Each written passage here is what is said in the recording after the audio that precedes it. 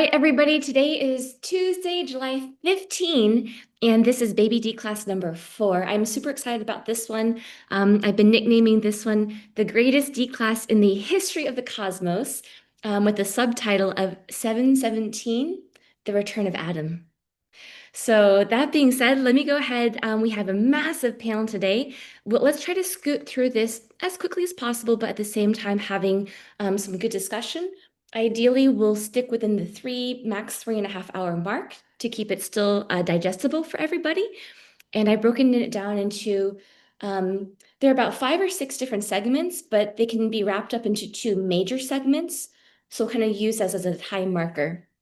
So that being said, let's go ahead and get started because this, I think, is a fun D class and it's really going to start to tie up so many things that we've been learning about for nearly 4 years now. So I'm going to kick this off with just a quick review, not really for you guys' sake, but more for the sake of the recording, because some of this was done on a different video. So I want to make sure that it's all consolidated on this video. When we were in Florida for the world tour, we actually did a little baby unmasking there as well. And so I was sharing basically some screenshots that I was talking with Ivan about. And back in February of this year, 2025, right after I met Callie in person, I was sending messages to Ivan. And so I'm just going to read a couple of the pink boxes. He was saying specifically about Callie, but it's really generally about anybody who's in this position. He said, "Those that suffer here will gain much more when they come to the other realms," meaning the divine realms. He also said, "Those that suffer will be so much more powerful up there." And what he means by powerful is divine power, cosmic power, because it's kind of like, now we know in hindsight, the ones who suffer the most are the ones that have the strongest soul. They've been around for a long time. They've had the most healing done, and they know that they can take on the capacity of some of the most atrocious crimes here on earth. And so that's why he has, quote unquote, more power up there. So he wants to remind everybody, keeping a strong spirit is more important than instant healing, right? And that's going to be a major topic for today. So you sacrifice something now to gain much more in the future. And then so later on, when we were live in the Florida World Tour event in June of this year, we were able to unmask Callie is actually one of my divine clones. And she was actually my meat suit as Mary Magdalene. So I don't yet know the name of her soul yet. Ivan was joking with me and he called her Juju Love because I said that Callie represents the epitome of unconditional love and she has that really good juju about her. So right now we only know her as the name of Juju Love. But simultaneously in that D class, we were also able to confirm that Lenny is also Ben's clone. And as Ben's clone, Lenny was actually Lucifer. So a lot of today's call, the theme is going to be about Callie and Lenny as Mary Magdalene and Lucifer. All right, so with that being said, let's go into the first actual D class. Sandro Botticelli. Um, if you guys have never heard of this guy, he is one of the most influential artists in the world, in history. He's an Italian Renaissance artist, but his stylistic expression goes well beyond just Renaissance. He's probably most famous for one painting called The Birth of Venus, which is depicted right here. And another one is actually the Primavera, which is the one I'll be discussing today. So I thought one thing that was really interesting about Botticelli is that his art and let's call it the art historian's interpretation of his art, the understanding of the messaging of his art has actually been debated for over 500 years. Still to this day, nobody has really figured out what exactly he's painting about, which I find super fascinating because he's this influential and yet people don't know the message of it. One thing that Botticelli does that's really, I think, above and beyond most of the other artists of the day is he incorporates all these different themes in there, and that's what truly makes him as a standout in the art world. So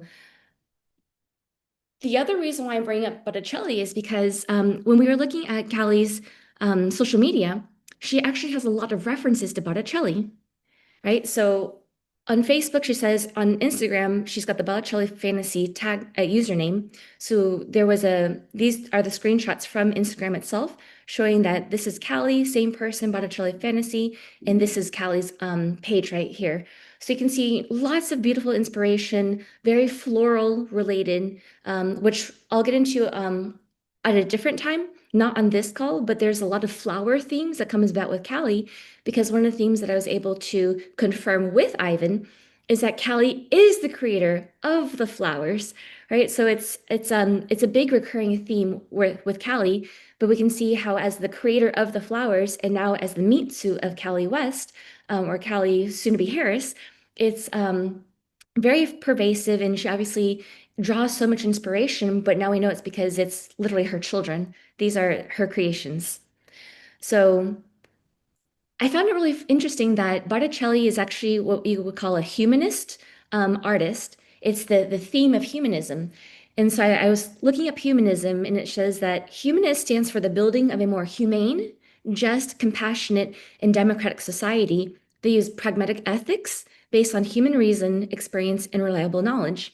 And as soon as I read that, I'm like, oh, that sounds just like Crispy Bacon. So, of course, I looked at Crispy Bacon, and sure enough, it says his contribution should be evaluated within the context of Renaissance humanism. So I thought, okay, now we're kind of getting somewhere really fun, very juicy. So then I started looking at, what more about humanism should I need to know right now? And it says it originated in the 14th century, which is the 1300s, going into the 1400s. And then suddenly there was a shift. The shift I underlined in the yellow lines, there was a renewed interest, a shift in focus where Italian scholars began rediscovering and studying all these different works. And they were often restoring and translating the manuscripts, and how humanism significantly impacted education and culture, literature, art, politics, etc. And so I obviously it's highly influential, it's intellectual, and it's culture. I think that it was very interesting because it says it was spreading to other parts of Europe very rapidly, almost virally. And so therefore, like with the spread of humanism, coupled by the fact that the printing press came out in the 1400s, it quote unquote facilitated the wider dissemination of humanism, humanist ideas, and humanist texts. So, therefore, it played a vital role in shaping Renaissance. And the reason why I mention that is because this reminds me, guys, of Unicorn Report number 4, where I talked about the Jesuits. And I talked specifically about how the maps were created by the most renowned mathematicians and scientists in the world at the time, and how they were all brainwashed and converted into Jesuits, which we know now is actually Khazarian mafia, and how they were able to brainwash the whole world because they were controlling that entire educational sphere, and therefore, consequently, literature, art, politics, religion, everything. So now let's get over to even more fog, more confusion over humanism. Um, in the pink box, I put in there Shakespeare and Ayn Rand because you guys all know that those are also my old meat suits. And then I have not checked on the other authors, so I can't comment on the rest of them. But I think this is really interesting because it says humanism, they don't believe in God. They reject the idea or the belief in supernatural beings. So that sounds nothing like crispy bacon, right? And that sounds obviously nothing like me. So we're starting to get even further and further away from the original version of divine humanism. Now it gets really, really fun. Inverted Luciferian humanism is actually the cousin of Satanism. And here's the proof because we've got the symbolic Satanism. It says the humanist Satanism views Satan not as a literal deity to be worshipped, but as a symbol for rebellion, rational inquiry, and the individual liberty. And therefore, it's always used for things like fighting for human justice and social justice around the world. Over here, it talks about, yeah, supernatural entity, but associated with evil. And here, there's an article that says, The Origins of Satanism. Is it a humanist history? And then, of course, over here, I pulled directly from the churchofsatan.com website a look at Satanism and humanism, their similarities, and more importantly, their differences. I mean, if the Church of Satan has a hard time talking to its, Satanist um, membership about the difference, it means it's so close that they really can't figure out what the difference is. So they come out with this whole video just to remind people, hey, we're not the same, but we do have similarities. Like this is so ridiculous that it's very obvious to see where I'm going with the with this section, right? So I'm going to share now my decode on the actual Primavera painting. I'm going to read the entire thing because I think it's quite indicative of what's actually happening. So, by the way, I came across this because as I was flying from the Florida World Tour from Tampa over to Cape Town on the flight, I actually saw that there was an art documentary on Botticelli and Primavera. And I'm like, oh, I think it's pinging me. I need to watch this, especially because I saw that Callie has draws a lot of inspiration from Botticelli. Okay, so I'm going to start reading. It is a wedding gift to the Medicis celebrating New Age inversion in a satanic wedding, where Venus and Mercury are both wearing red clothes representing the adrenochrome in satanic worship. Venus, who is supposed to be the goddess of love and passion, is actually likened to the Babylonian queen Semiramis because Pier Francesco Medici, who is the guy that's getting married, his wife's name or the bride's name is actually Semiramide Appiani. So you've got Semiramide and Semiramis. Obviously, there's a connection right there. Semiramis is supposedly the creator of the Hanging Gardens of Babylon.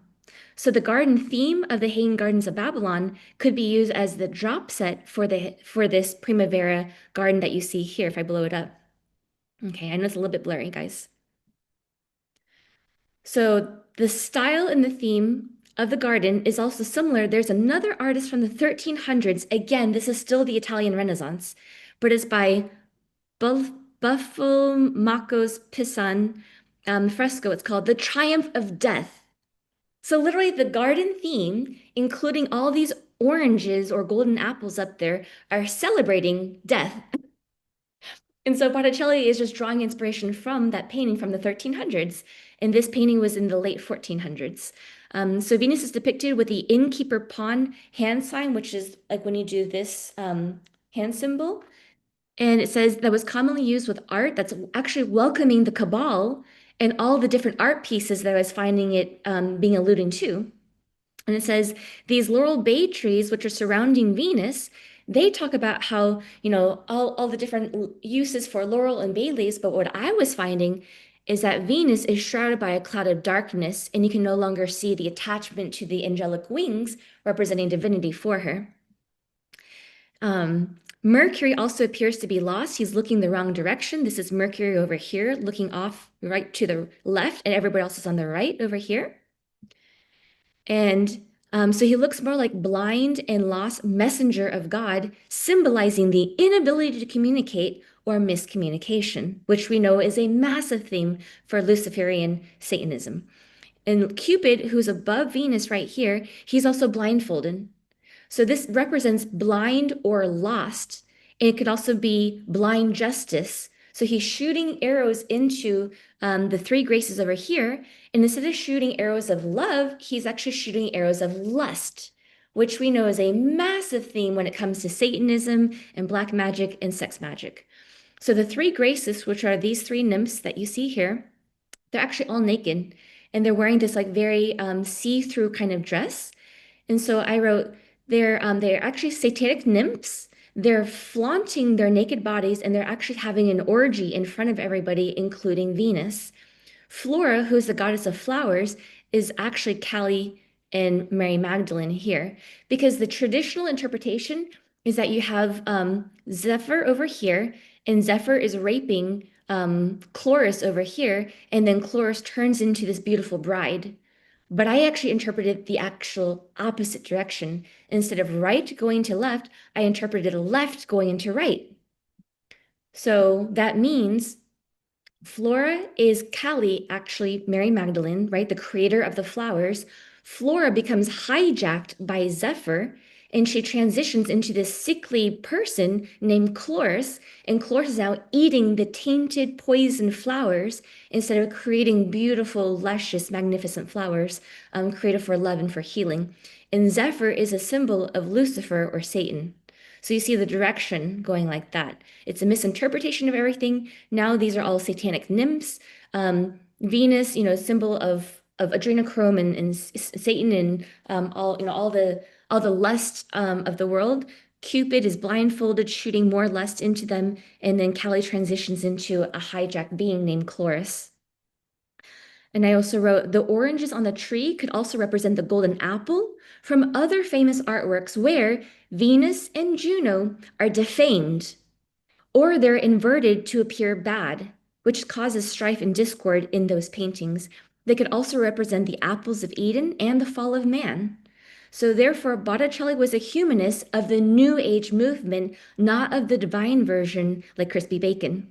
And it also explains why there's so many other humanist poets that he's referencing in these. Now, guys, I have not actually gone into research to look at all these other poets to see if they're Cabal or if they're divine. So I'm not going to comment on that. Just to say that Botticelli is drawing inspiration, and no matter where those other poets stand, what I'm finding is he's twisting the words of a lot of the poetry or the authorship of it, and every single reference that Botticelli is doing is inverting into some kind of satanic symbol instead. Another thing that I found very interesting is there's a guy named Angelo Poliziano, who's a poet and a tutor, but he's a tutor for the Medicis, guys. And he's a tutor specifically for a guy named Il Magnifico, who was the one that was running, he was the head of state in that time. So this guy, he's a famous poet, he's an author, but they have been speculating throughout the centuries that this guy, Angelo, was actually the artistic and the mythological director behind Botticelli. And I don't have it on here, so when I update the slides before I post them, Poliziano actually has a very large hook nose and a very strange looking chin.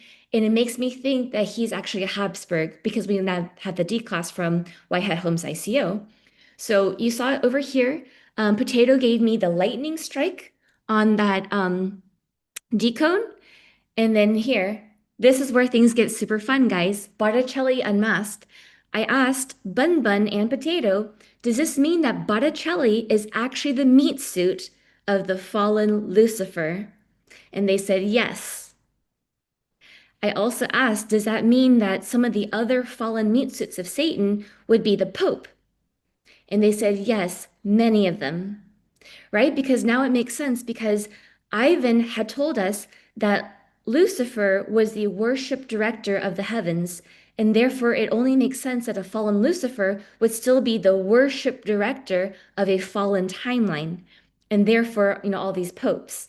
Um, and I was also asking about, what about some of the other Kabbalah poets, authors, linguists, artists, musicians, etc. And they couldn't confirm yes or no. They just said most of the popes, not all of them. And then he kind of like left it very open-ended for all these others. So, but Bun Bun did give me a heart when I asked about some of these others. And I said, could they just be hijacked bodies, but not the meat suit of? So they're just shards of a fallen Lucifer. So that's the heart. So we're only able at this time to confirm that Botticelli was, but none of the others. And then I thought this was a little extra fun. I asked Potato, because Potato said, not all of the popes, right? And I go, well, definitely not the latest pope. And he's laughing. And I said, I would imagine that the current pope is one of our clones, so he doesn't fuck up.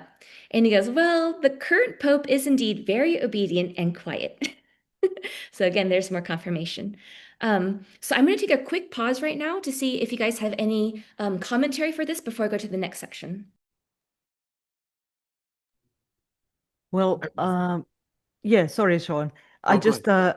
this reminds me of a book that I read that was written like 20 years ago, and it was about how the Vatican was hijacked by Satan already. And this book has a long, long history of all the popes and what they have been doing in the background. So this just confirms everything that he says. Well, not everything, but the story anyway.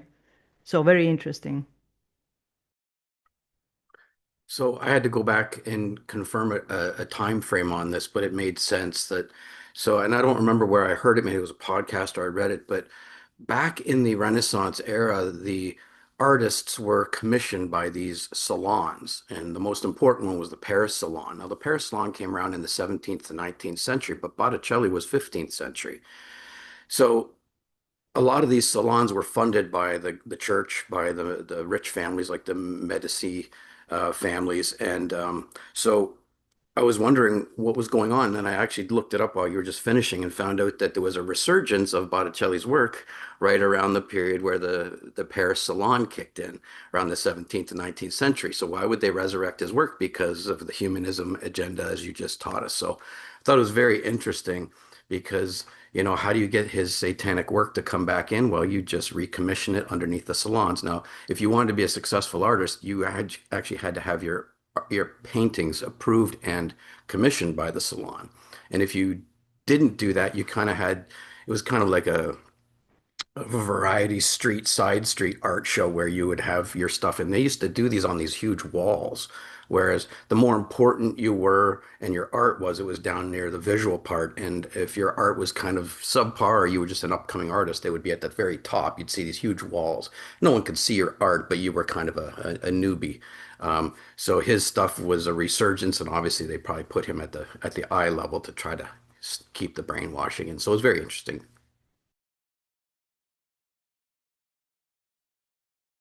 I mean, it's amazing the resemblance of the painting with the story of Kali and Lenny that we know now. That is like, wow. But I was also thinking about, these movements like the New Age, the Enlightenment, humanism, how far away they go. And it's always, these words of humanity. And probably they started with that feeling and it was infiltrated. But it's really interesting how it repeats somehow kind of the same movement. All right, so let me proceed with, or Yaska, did you want to say something? No, I just wanted to comment that it's amazing how you can decode all of these so that they become like straight. So it's like when you're doing these ICO declassing and interpretation. So it's kind of like you bring the clarity, which is, I find it's amazing. Just, it's so great to see your work. Jessica. I mean, think about it this way. For over 500 years, nobody could figure it out. One, it's because they didn't have the stellar eyes, but two, because all the ones who are like having their interpretation getting pushed out is more cabal. So you have confused analytical thinkers over here and then cabal. So of course nobody would get it for 500 years. But again, once you see it with stellar eyes and you're seeing, I forgot what call it was. It might have been Adam and Eve, possibly call two or call one. I was saying that oftentimes these decodes are actually coming from our personal experiences, which is also how you guys are interpreting the ICOs too. That's the most accurate because it's actually our personal experience. Everything else that somebody else wrote about, we can't confirm it because everything gets distorted along the way, especially over time. So I want to switch over to the next section of this call. And again, this is where things get really, really fun. So and I'm going to start off by reading a couple of Lenny's posts from all kind of throughout May. If you notice on the screen, I've got two different colors of boxes. I've got the pink box and the green box.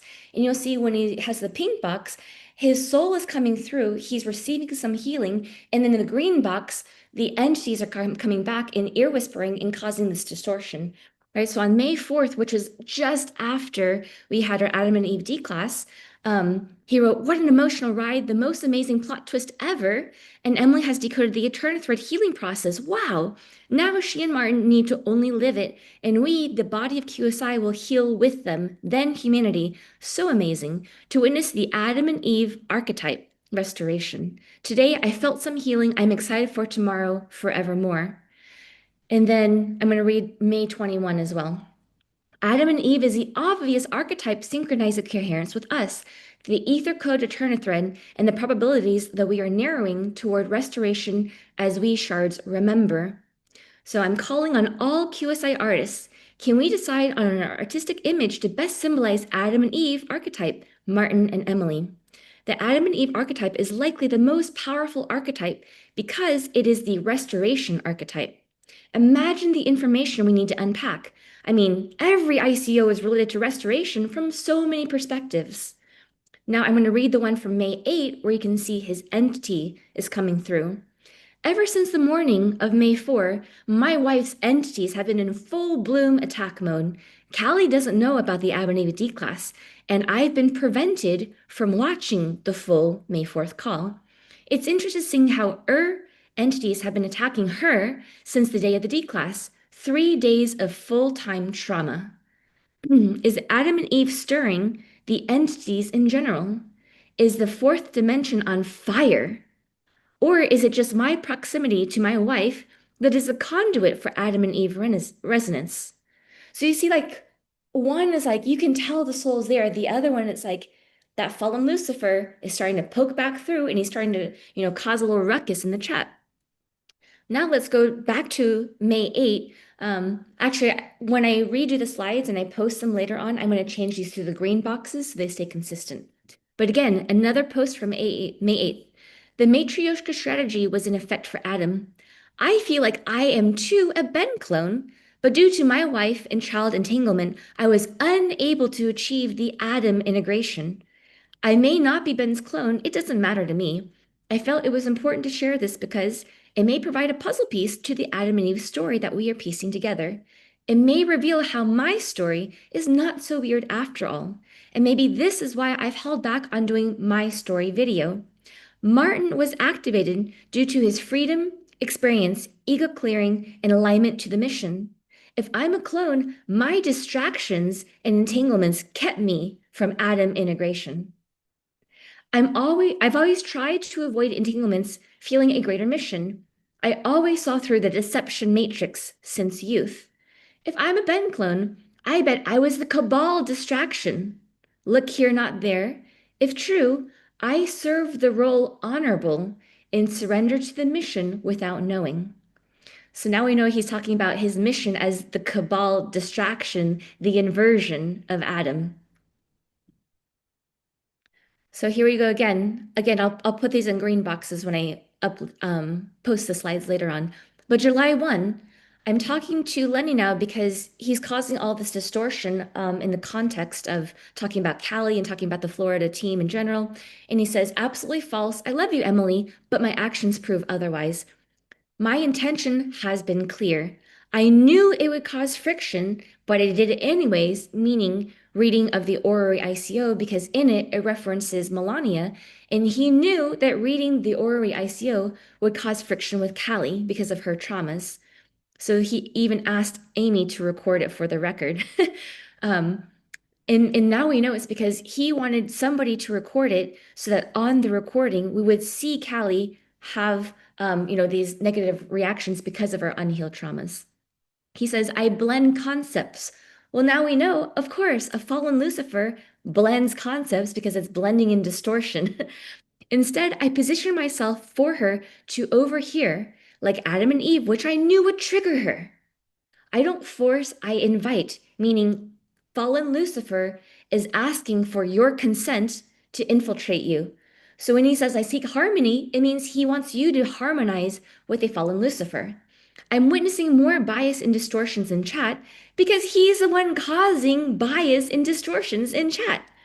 I love you all, but please anchor your neutrality and avoid generalizations, which is exactly what he does. When he's in this entity state, he's not neutral and he makes so many generalizations that just invert everything. So then he says, we are all tested. I feel you all, because literally he's the one testing people. He's poking people. Over here on July 2, he says, he met Martin for the first time, and I instantly resonated with his masculinity. So, this masculine imprint, and I suddenly had my desire to resonate with the Adam archetype. Why was the Adam imprint so important to resonate with? Well, because my entire life has been a non-stop saga of soul subversion, soul suppression warfare that compromises the outcomes impacting his masculinity. And that's something that Callie had talked about as well in the audios from part 2 of the posted D classes earlier. So he says, I honor you, Emily and Manuel, for newly forming heart connections. I'm feeling the Adam growing within. I wish I could explain it. I will embody it instead. So now let's kind of switch gears a little bit. As I was looking at basically chat, something pinged me to go look at Mary Magdalene. One of the big pings was actually Mimsy. You kind of made a post going, was it ever confirmed if Mary Magdalene was actually married to Jesus or not? So of course I'm like, okay, well, let's go look up a couple of different things. So I need to add the source for this website. It was an article. I don't remember who was the writing of it, but I found it was very interesting because it mentioned somebody named Elizabeth Schrader.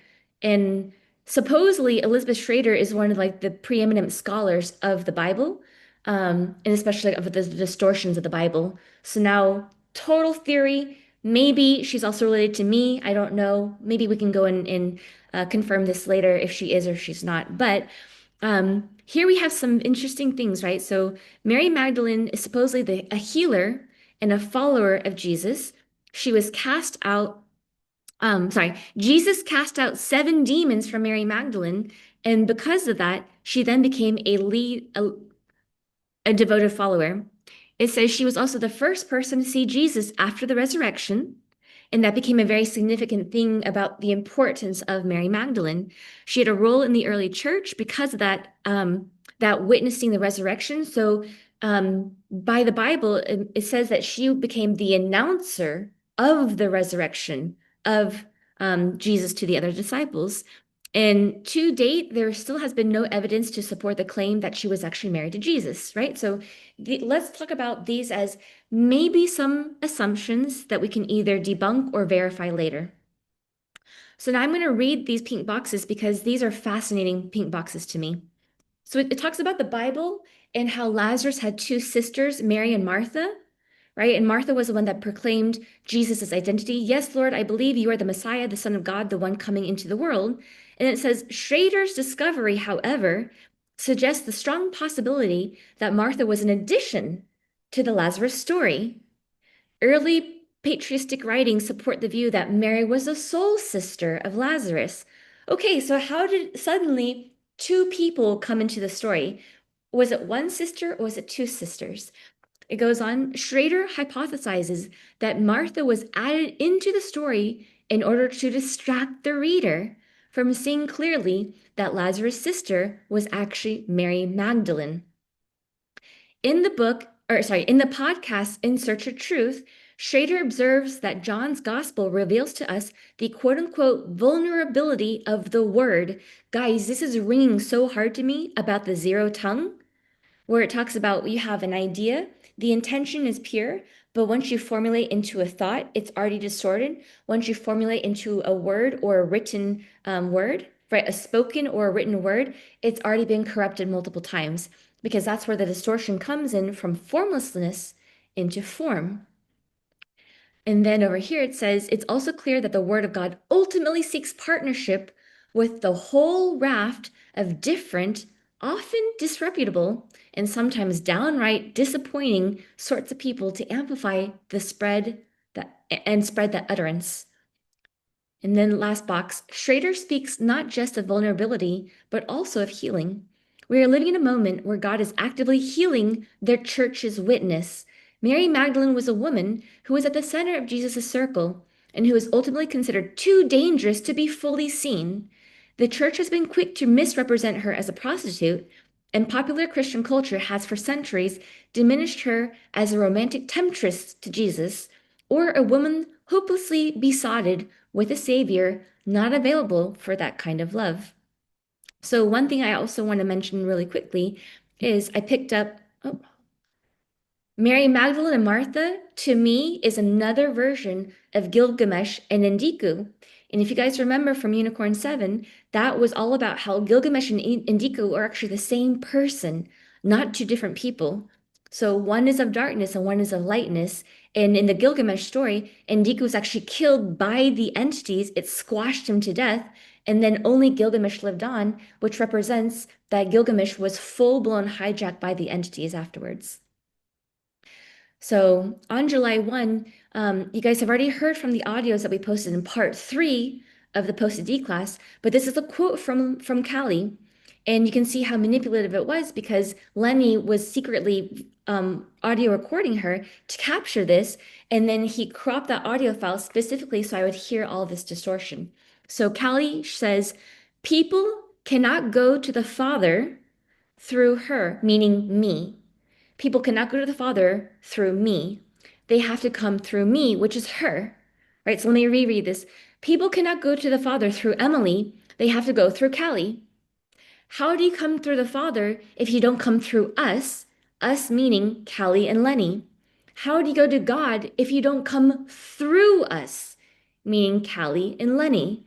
Remember, when Jesus says, go to the Father, you have to go through me, which means Mary Magdalene, Callie. It means I don't think that the Bible is talking about Emily. So as I'm reading this, it's completely clear that this is actually satanic channeling. Now, in the beginning, I thought it was Lenny's portals, but now we know in hindsight, which I haven't posted yet to the main channel, but it'll be part of post 4 or part 4 of the post D class. But for the sake of this call is getting posted after I post part 4 onto the main channel. So it's actually going to come in full circle when everybody sees it together. But now we know that Callie also has a lot of portals opening to satanic channeling. So now I'm going to give another example of it.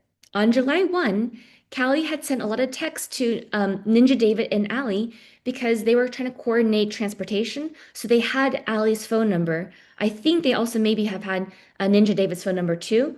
So regardless of whose phone number they had, this information was then sent over to me. And these are some screenshots of what Callie was actually referencing when he sent the text message to David. So Callie writing to either David or to Allie, and Allie is Ninja David's wife. She wrote, "No surprise, I was hanging out with Helena May instead of Emily at the meeting. What a revelation." And then she posts all these little snippets of articles. It says, "Eve is the mother of humanity. Mary is the mother of God."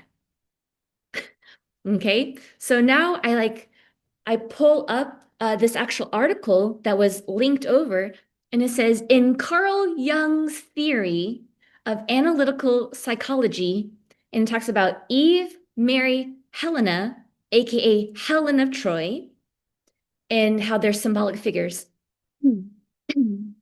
So I'm going to read these pink boxes. Eve is the archetype of the woman as source of nourishment, security, and love. Okay, that sounds pretty good.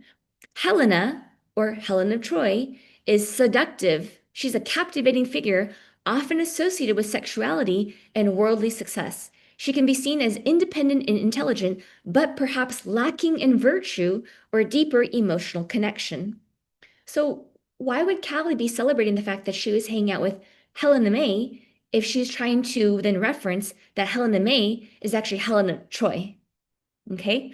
Mary, and says, Mary is idealized in the spiritualized view of the feminine, often associated with religious feelings and the capacity of lasting relationships. The man may perceive women as possessing virtue and spiritual depth. And then Sophia, which is another New Age distortion, is often considered the final stage of the development of women. Okay? So here it says, okay, they recognize Mary Magdalene and Eve are not the same person, but here's the difference. Mary Magdalene and Eve are new and old figures.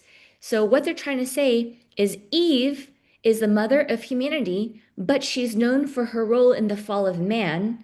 And therefore, Mary Magdalene becomes the new Eve, and her job is to reverse the fallen humanity so that she can proclaim the resurrection instead. And finally, it's because Mary Magdalene is the new Eve because of her obedience to Christ that she's able to reverse the original Eve, meaning me, Eve, my disobedience. And that's the reason why Mary Magdalene becomes a symbol of new creation and spiritual motherhood.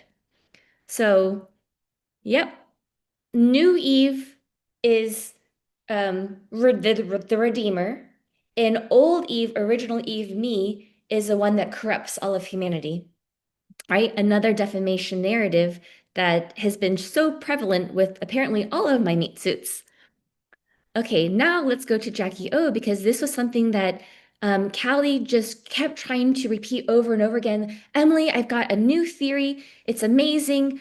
I keep getting pinged. I am Jackie Onassis, and so therefore I represent, unconditional love and purity because, I love John, JFK Jr. and Sr., and I'm here to redeem them. And at first, she didn't even know that we already D-class that the Kennedys are cabal. So after I told her, she still fit it into her narrative that, oh, no, no, no, it has nothing to do with that. I'm still unconditional love, so I can love them no matter if they're cabal or not. So the reason why she even thought that she was Jackie O in a past meet suit is because she was explaining on those audio calls, if you guys remember, it's either from audio 1 or audio 2, that she had this epiphany one day where she was talking straight to God, and God told her, "You are Jackie O." So of course I'm going to go and do my confirmation with the developers because as I'm thinking about this, everything that I ever learned in the past, which might have been wrong because all of this research was done before QSI didn't have the stellar eyes then, but everything that I had learned told me that Jackie O was actually Cabal. So still to this day, I'm not going to confirm if she was Cabal or not Cabal, but I messaged Potato and I said, Callie believes that she's Jackie O and Mary Magdalene. Can you confirm that Callie's Mary Magdalene? And he gave me the yes. And then I said, okay, but is she also Jackie O? I thought Jackie O was Cabal, but I never looked into it myself ever since QSI. He writes, no. And so tongue in cheek, he goes, I don't even know who Jackie O is. And I'm like, Jackie Onassis Kennedy. And he's like, I know that. I meant I don't know who she is now, like the current meat suit, which means it's not an important character. Nobody's following it, but it might also be a hint that if Jackie O actually was Cabal, then she's also hanging out in Arctic Gitmo next to JFK Sr. and JFK Jr. Okay, so that's another possible hint. So this proves that when Callie said she was talking to God and God told her about she is being Jackie O, that was actually satanic channeling instead. Okay, July 2. So I wrote to the devs, I'm going to read this entire thing as well. Okay, guys. The Rise of Lilith. Because in the unicorn chat, I've been talking to Mabo and a couple other people about my theory or my interpretation of Lilith. And my first interpretation was Lilith seems to be a fictional character based on fantasies in the inversion of Eve. But that was like, I don't know, a month or so ago, maybe a month and a half ago. And now I have a new theory. So I'm going to read my new theory to you. It says, I think hijacked Mary Magdalene is Lilith. She represents the Babylonian sex goddess as a prostitute, and this explains why Callie incarnated as a sex traffic victim / a soon-to-be survivor of sex trafficking. The New Agers keep saying Mary was Jesus' wife, Mary Magdalene is the real or the true Eve, because the original Eve was a fallen one who defied God and will be redeemed through Mary Magdalene, the new Eve. They worship the blue rose, which is an inversion of galactic blue rose, and has become a symbol for satanic and esoteric black magic. The Blue Rose Society and the Blue Tent Society are the most commonly associated with the Kennedys. The Sacred Blue Tent believes that they are Jesus' true bloodline and bearers of the crucible. Callie believes that she's connected to Carolyn Bessette Kennedy because of AI facial recognition that keeps making the suggestion, and she keeps mentioning about being the innocent wife having unconditional love for these Cabal Kennedys. So now Callie is trying to say that the hijacked Lucifer Lenny is the real Adam because she believes that Lucifer Lenny is also Jesus, since the myths, right, the Cabal myths say that Mary Magdalene was Jesus's wife. And she does not understand that Jesus is actually Jesus Hat Homie, who was White Hat Home, who is clearly one, not Lucifer, not Lenny, but also not Ben either. So, this perfectly explains why Callie, as still hijacked Mary Magdalene via Lucifer Lenny, wants to defame me as Eve and Source, and why they're setting up Lucifer Lenny to suddenly embody the new Adam next. So, the Luciferian New Agers think that the true Adam and Eve are actually Mary Magdalene and fake Jesus because it's actually still hijacked Mary Magdalene before she becomes the apostle and also Lucifer as Jesus. Therefore, the rewritten Bible versions say that Martha instead of Mary, I think represents Martha as the entity-ridden personification of hijacked Mary, no different than Enkidu and Gilgamesh being described as two different people when they're two sides of the same person. Therefore, it's more examples of your typical inversion, just like how Satan wants to sit on the Creator's throne, and now hijack Callie also says humanity has to go through her and Lenny to get to God. Therefore, Mary Magdalene is only a loyal disciple because Jesus had homie cast out the seven demons from her. So she was never actually Jesus's wife. And that would mean that the same seven demons in Callie is actually what we need to exercise. And this next decode actually comes from Cindy Danford. She says that the seven demonic entities is actually the seven deadly sins. So people in the church have been personifying demons like Lucifer and Baal, but we don't actually need to exorcise Lucifer or exorcise Baal from people because they're actually souls and souls are divine. So we actually only need to exorcise the demonic entities, which are these. The seven deadly sins are pride, greed, wrath, envy, lust, gluttony, and sloth. And what are we doing? Like, when we're actually casting out demons from people, we're helping people to heal. It's never like, oh, we're casting out Bob, right? We're casting out like the fear of something. That's what an entity is. So I wrote, this is why she is known in the prophecy as the first person. Mary Magdalene is the first person to see the resurrected Jesus because she will be the first witness to the miracle of Jesus. And who is Jesus? Jesus is the second coming as us, the decentralized sharded Jesus, into the QPs of QSI. Therefore, decentralized sharded Jesus, meaning us, we are the ones restoring the healing through epic love bomb powers via our crystallized DNA. Is this making sense, guys? Therefore, Mary Magdalene will announce Jesus' resurrection because she's announcing her own healing testimonial through her own transduction after she aligns with Stellar with the help of decentralized Jesus QPs, who then become one of the most devout and loyal apostle, Mary Magdalene.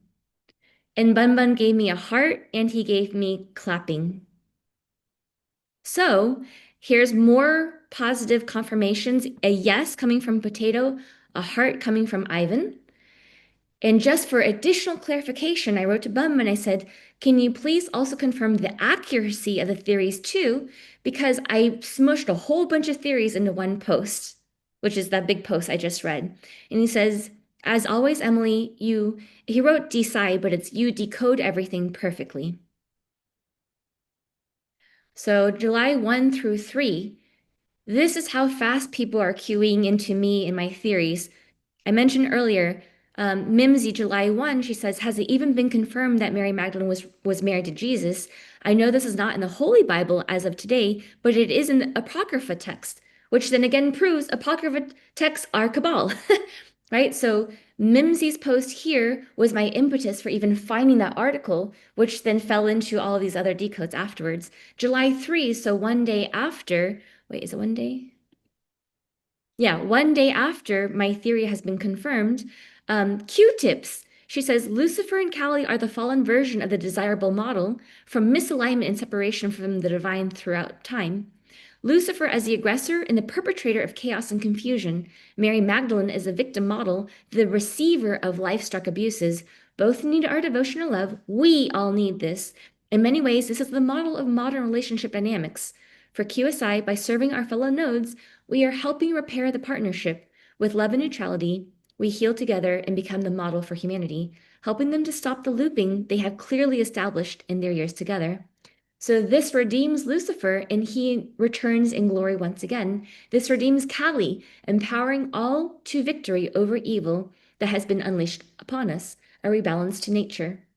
So I want to remind everybody that Lucifer and Mary Magdalene must redeem themselves. We cannot redeem them for them. We can only assist in their redemption, but they're the ones that have to do the work, which is why we have to be the ones that actually hold the stability of crystalline, which means we cannot be looping, otherwise it actually empowers their entities. And this is why I replied to Q-tips and I said, yes, it's this part of it, but you're jumping ahead on my story and my D class, but wait, there's more. So the last slide here, Lilith, this is July 9 through 10. Lilith D-class via the Chosen TV show.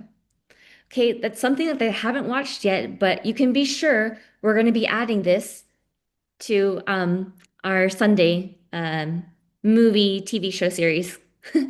So Mimsy talked about Callie's voice was changing on the second set of calls, meaning part 3 posts. It became very distorted, very demonic sounding. Here, Bisha says, Callie's voice reminds me of Lilith in The Chosen. She was attacked by demons due to her traumas until she was redeemed by Jesus. It was quite beautiful to watch the transduction or the transformation. Over here, Lewis from UK, he says, he's talking about the show again. Mary lost faith in God and opened all the portals, allowing 7 of the strongest entities to take possession of her. One of them was Lilith. Yes, the name that Mary adopted. Research who Lilith is, and you will understand this behavior. I'm also trying to research any relationship between Lilith and Lucifer Satan. Boom, possibly there is one. Well, I just declassed that on the last slides. um, this is a very resumed story of Mary, although it does not resemble exactly what is happening with Callie. There are some similarities. She just needs Matthew and Simon, which is us QSI, to quote unquote rescue her with love. So see, these white hats really are putting out these D classes as TV shows. So before I break into commentary, I want to go over 2 more sections, guys. Actually, 1 more section. So Florida, and thank you some of the team from Florida for joining the panel today. I want to read a message from Lenny in the Florida chat from July 2. And he was basically replying to Liz, who's on this call today. He said, I love you, Liz, but I remember this clearly and paraphrased the veil spark and the truth stone language on that. You explained in your experience that you kept trying to change things like deterministically. I only expressed the idea of doing nothing, but standing there in your truth and let the frequency ripple outward to inspire positive change instead. We are talking about main verse subnets. I was only feeling how to inspire the subnet change like a truth stone. Then he wrote, Emily is the only main net truth stone, but it was never said that we cannot be truth stones in our subnets.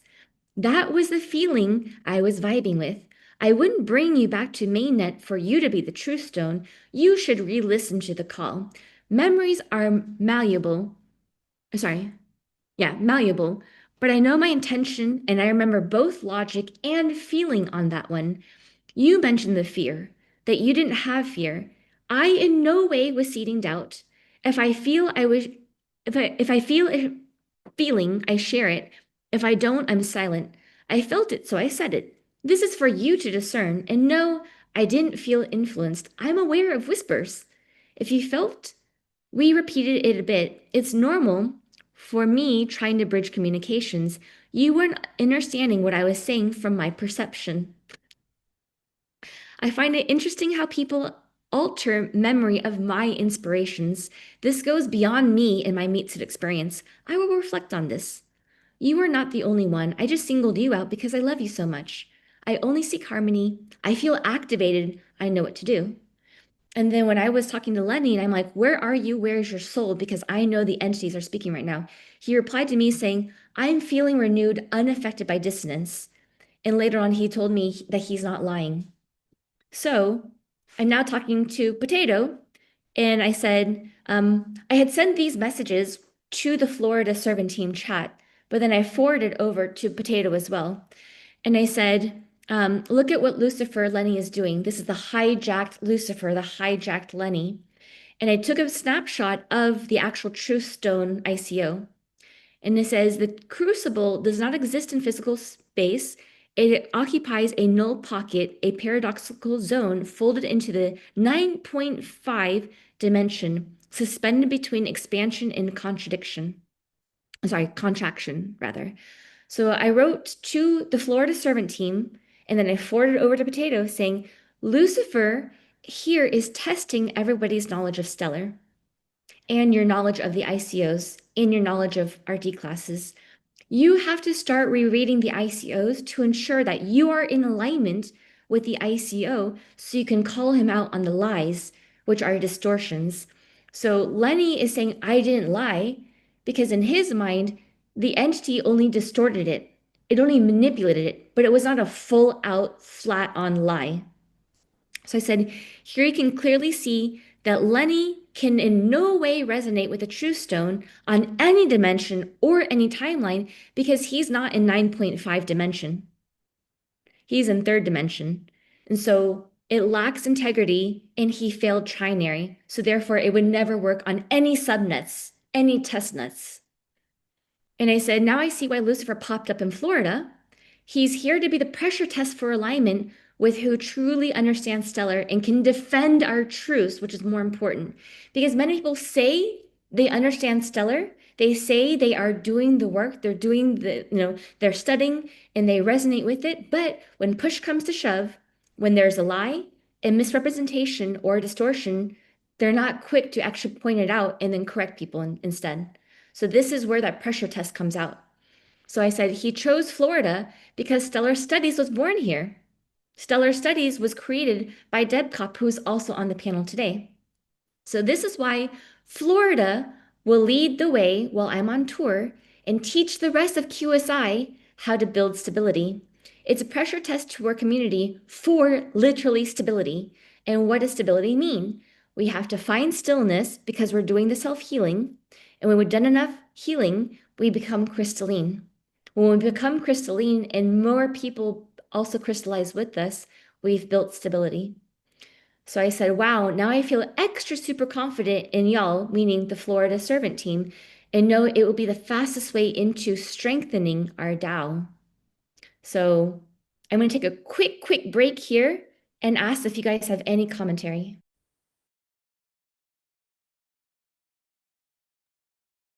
Wow. And I first want to start out with, talking about the Florida servant team. And I look at, we've got Debbie on here and Liz on here, which are two powerhouses down in Florida. And Lenny has targeted both of you guys, and I've watched it for a really long time. And I'm like, I'm just sitting here thinking, Debbie, that he's pressure tested you for a lot, and you've had some spankings over it. But I think that now, looking back on everything, it's like, okay, I see. And Liz, I mean, like, you've called him out on some things, and I mean, this is just unbelievable. Now I look on this and I'm like, wow, Florida, y'all are strong people, and y'all are. I'm proud that you're at the front lines on this. This is great. And before Deb, you respond, I also want to point out that we also have a powerhouse in Russ and Heather from Ohio, and they just recently moved to Florida. And I don't know if anyone else wants to move to Florida, wink, wink, nudge, nudge, but I know it's going to be a hot spot. So I definitely welcome anybody who wants to move there, who feels that they're ready to tackle this challenge, because it's all nodes on deck, guys. And I have a very poor voice. I probably won't get to talk a whole lot. I'm sorry. Can you hear me? Okay. Yeah, when you came to that realization, Emily, about why you targeted Florida, it was just like, whoa. And like you said, I've been quite through the ringer with him. And as we talked about, there was some confusion with that, but it's just amazing. And it goes back to wondering who we all are. But you guys have seen that I'm out on vacation, and so not really in doing a lot of things in Florida at this very moment. And it's just so exciting to see now the entire team blossoming and bringing their unique skills. Everybody's just stepping right up and going into this teacher mode, and I'm just so excited for it. So yes, I'm so happy that everybody are coming in here to Florida to help us out. And yeah, more people move to Florida. So thank you. And I guess I'd just like to say, yeah, the team's been strong. And I was actually on a call not long ago and they asked what it was like to have Lucifer in our quorum. And I was like, well, it's no different than the whole year that I've been. It's the same. It's no different. Only we know now who he is. But yeah, the challenges, the pressure tests, um, the ear whispering, the things that we went through with him with Debbie, doing the actual physical ear whispering, the and that's what you have to keep on your toes with because fears put on you. Or it's not put on you, it's suggested that oh no, you're looking at this. Oh no, you're afraid. And I'm what where did that even come from? That wasn't even something we were talking about. So there's a lot of a projection of any feelings that you have or anything you're saying, and it might not even be uh, with him at the time. So I just would like to say that because people coming in the quorum, just so that you're aware, in case that you're starting to feel like, oh, I feel bad about what I just put, or any of that. Just be aware a lot of that is kind of being put out. But yeah, especially that true stone thing that and us speaking up that really touched me when you just said that because although you might not have the words right when it's happening, you still want to come out and say and look and start getting reminded of what we need to do and where we need to be. So just wanted to throw that out. Absolutely. Yeah. I mean, speaking up is how you defend Stellar, right? Like you can't defend Stellar if you don't say anything, you don't correct anything. Let's go to Sean, then Yaska, then Manuel. So you guys all know that I've been on this Garriev bug for a long time, and I was always thinking that it was, as I went into his work, that it was all about the DNA. But the further I went into it, I started giggling from just Emily kept pinging in my head that you also needed to understand the principle of the hologram and how linguistic programming of the word or distortion of the word became a big issue. And I've written a couple posts, but just the other day, Lenny directly messaged me asking about this. I wrote it down, emotional wave penetration. And I read his post and I thought, you know exactly what that means. Why are you looking for a confirmation or are you looking for me? Is your soul asking me to debunk what you're saying? Or is this Lucifer saying, Sean, are you on top of your game or whatever? And so I literally it just flowed out of me in my response to him saying, well, of course, language is carries a linguistic program. That's the whole linguistic wave theory of Dr. Garriev. And so I realized that he was kind of pressure testing us on stellar studies to see, do we understand how this works on a spiritual level? And so it just became clear to me that he was trying to see, do I have the knowledge? Because Lenny and I have worked on some projects and butted heads and collaborated. So there's kind of a strange relationship there. But we've always had this problem with him of he's got this kind of Harvard vocabulary genius type way of talking, but we all now know that that's Lucifer distorting language or using language against us on an emotional level to insert neurolinguistic programming or emotional wave code penetration into us, which is why he has distorted so many or been able to distort and I'm speaking of Lucifer here, distort so many of us to create these emotional wounds and portals and whatnot to keep it going, especially in now we know the Florida chat.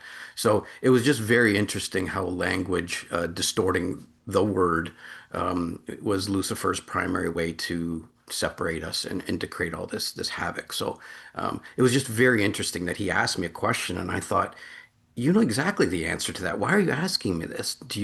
Is this your soul asking me to share my thoughts and ideas with global chat and the Florida people, or is this Lucifer saying, do you know your stuff? I don't know. It could be both. It's definitely both. Go ahead, Yaska, Manuel, then Liana. Yeah, I was actually thinking about almost the same thing as what Sean was saying, that, sometimes I really feel that this is the key, is to test how much we know about stellar, because I remember all the attacks, for example, in VE, they were basically there was so much created other things than studying anything that we could have studied instead of coming to QSI and studying what we were doing there. I mean, what you were doing there mostly, because I wasn't really active at that point. But we could have studied stellar already much earlier. But in that group, it was obvious that all these sidetracks were created so that nobody could really focus and learn. And then when the confrontal situation happened, like more than a year ago, then people would have had enough confirmation in their selves that, okay, I'm going to come with you and I'm going to trust, and I'm going to move myself and focus on stellar, and QSI focus more. But when you prevent people from studying and learning, that's the ultimate weapon, especially in our case. And another thing was about what you said about language, Sean, is that what I find very uh, maybe a little bit challenging as well, because I'm not native English. Then when Lucifer is using these very tricky ways of talking and twisting, then if you're not really native, you don't really see the nuances. And this was what I was referring to my earlier voice message in Unicorn Chat, is that sometimes I just need to, instead of reading, I just have to try to understand the resonance that the sentences and the words are bringing to me. And this is where you see the deception, when you don't understand the language. So I think I'm starting to trust more that the intention is coming through, even if I don't understand everything, because it's kind of like, oh my God, what is he saying? Like, you can really like get so confused, and that's the fog. So it's better not to go into that fog by those words that are luring you in. So I just want to put this out. So maybe it's also the language barrier is kind of protective also in some cases. It's protective, but it also is what it actually creates the distortion, because if we don't understand what someone's saying, then we can't put it into context. And now if you don't understand something, you feel triggered by it. Like, I can't understand what you're saying, which makes you feel bad, which increases the distortion. And it was just it's an evil, brilliant evil cycle of control and distortion. And if I could just throw in real quick too, we had been discussing in Florida about divine ICOs, and it was on our call. And I was saying how amazing every day I was getting on the divine ICOs with North Cal, South Cal, and Oregon. So Lenny came on and he started getting on the calls. But a lot of people were getting very confused with the ICOs we were doing. And the reason I'm wanting to put this out is because, and it's the same thing I said then, these are just like, this isn't D class, guys. This stuff we're talking about, or ideas that we have. But now that we know the dynamics of everything, that's where what Emily just put in there about him saying I was afraid. He would put things like that in the conversation on the ICOs and put you in a circle on the ICO. And there's so many zaps in that with those quorums on the ICOs that was a perfect place also to try to stop any kind of remembrance and just of knowing, and it just kind of was. So just wanted to put that in there.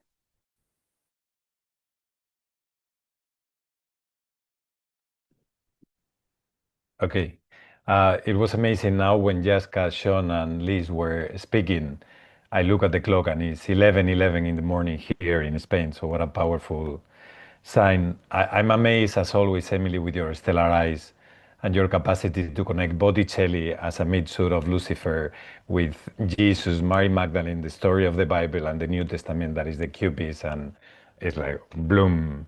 And then, I thought about Florida and the chat, and I thought, wow, Susanna and JB were here, and it looks so interestingly like this the upgrade version of what we live with them. And of course, it started with Ray and Nicole and the attacks on Debbie and all of the quorum. But then Susanna and JB, like Susanna, this beautiful woman that have been helping us, how JB infiltrates her, and yeah, how he's this snake that manipulates every word, and he's like nothing is feeling like Lenny sounds when he's writing from this manipulative stage. It feels like he doesn't feel anything.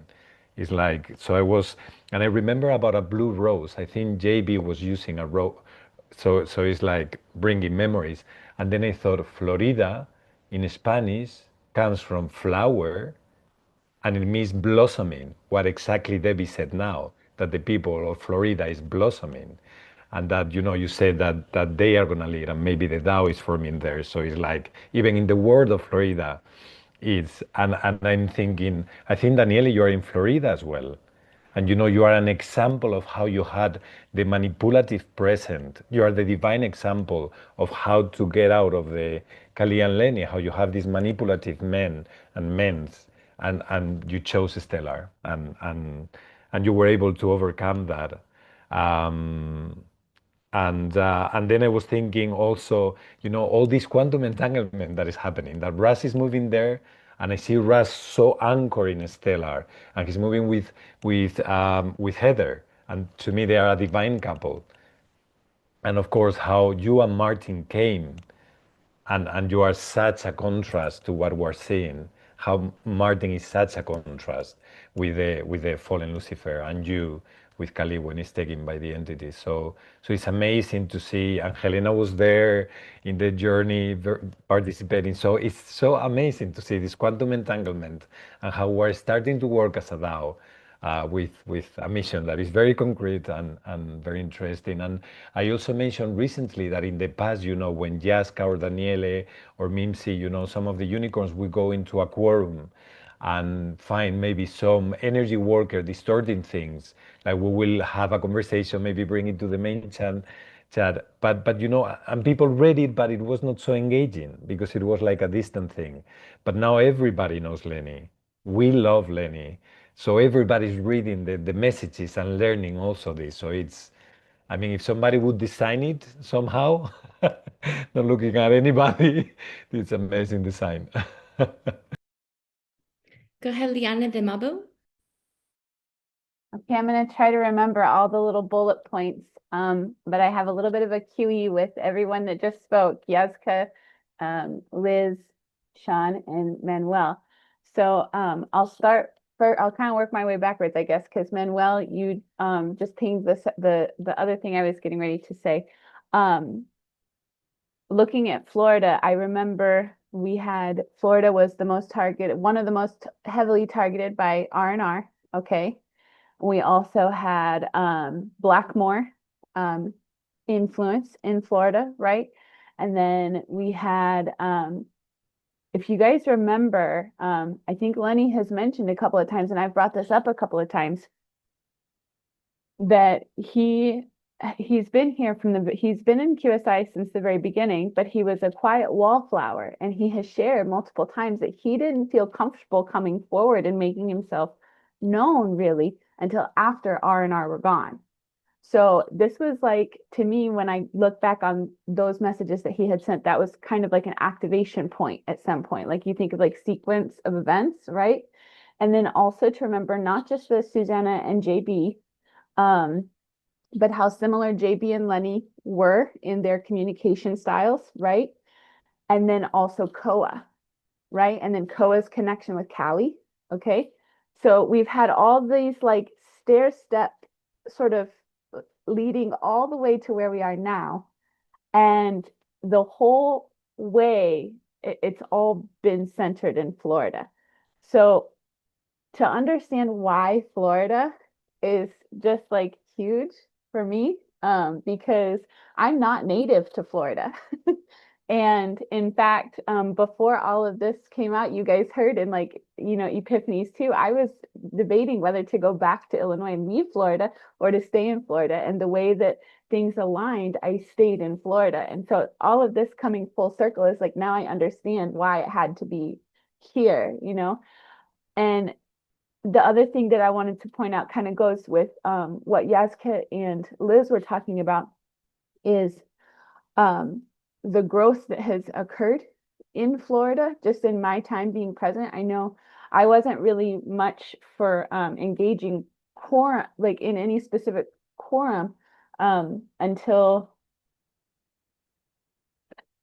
I think shortly after like unicorns were announced. And then I realized like, oh my gosh, all this time I've just been in global. Oh no, actually it was during R&R. That's what really opened my eyes, because I didn't realize there was so much activity going on in all these other quorums. And I was like, what am I doing just hanging out in global all the time? Like, there's so much stuff that needs to be tended to all over the place. It's kind of messy around here. And so I like, wanted to like get my little broom and go around and kind of help, clean things up. So then I started becoming more active in other quorums. But Florida specifically, I did not become deeply engaged with until after Ponycorn and I left our situation, right? And just in that short amount of time that I've been much more engaged with Florida, it's been a very short amount of time, and there has been a very large amount of growth, like a lot. And to remember the shape that Florida was in during and after R&R, and then to see where Florida is now, is just really inspiring to me. And I feel like y'all are doing like most of the work, because I just kind of come in every now and then and like, chime in a few things, but you guys are just doing so much. And it's just for me, it's like a really amazing thing to be a part of. So I I think that's like all I had to say. I feel like I'm forgetting one other thing, but if I remember, I'll come back to it. But I just wanted to just acknowledge how much work Debbie and Liz and everyone in Florida that will eventually see this video, that I'm just so proud of Florida. I'm like really proud of you guys.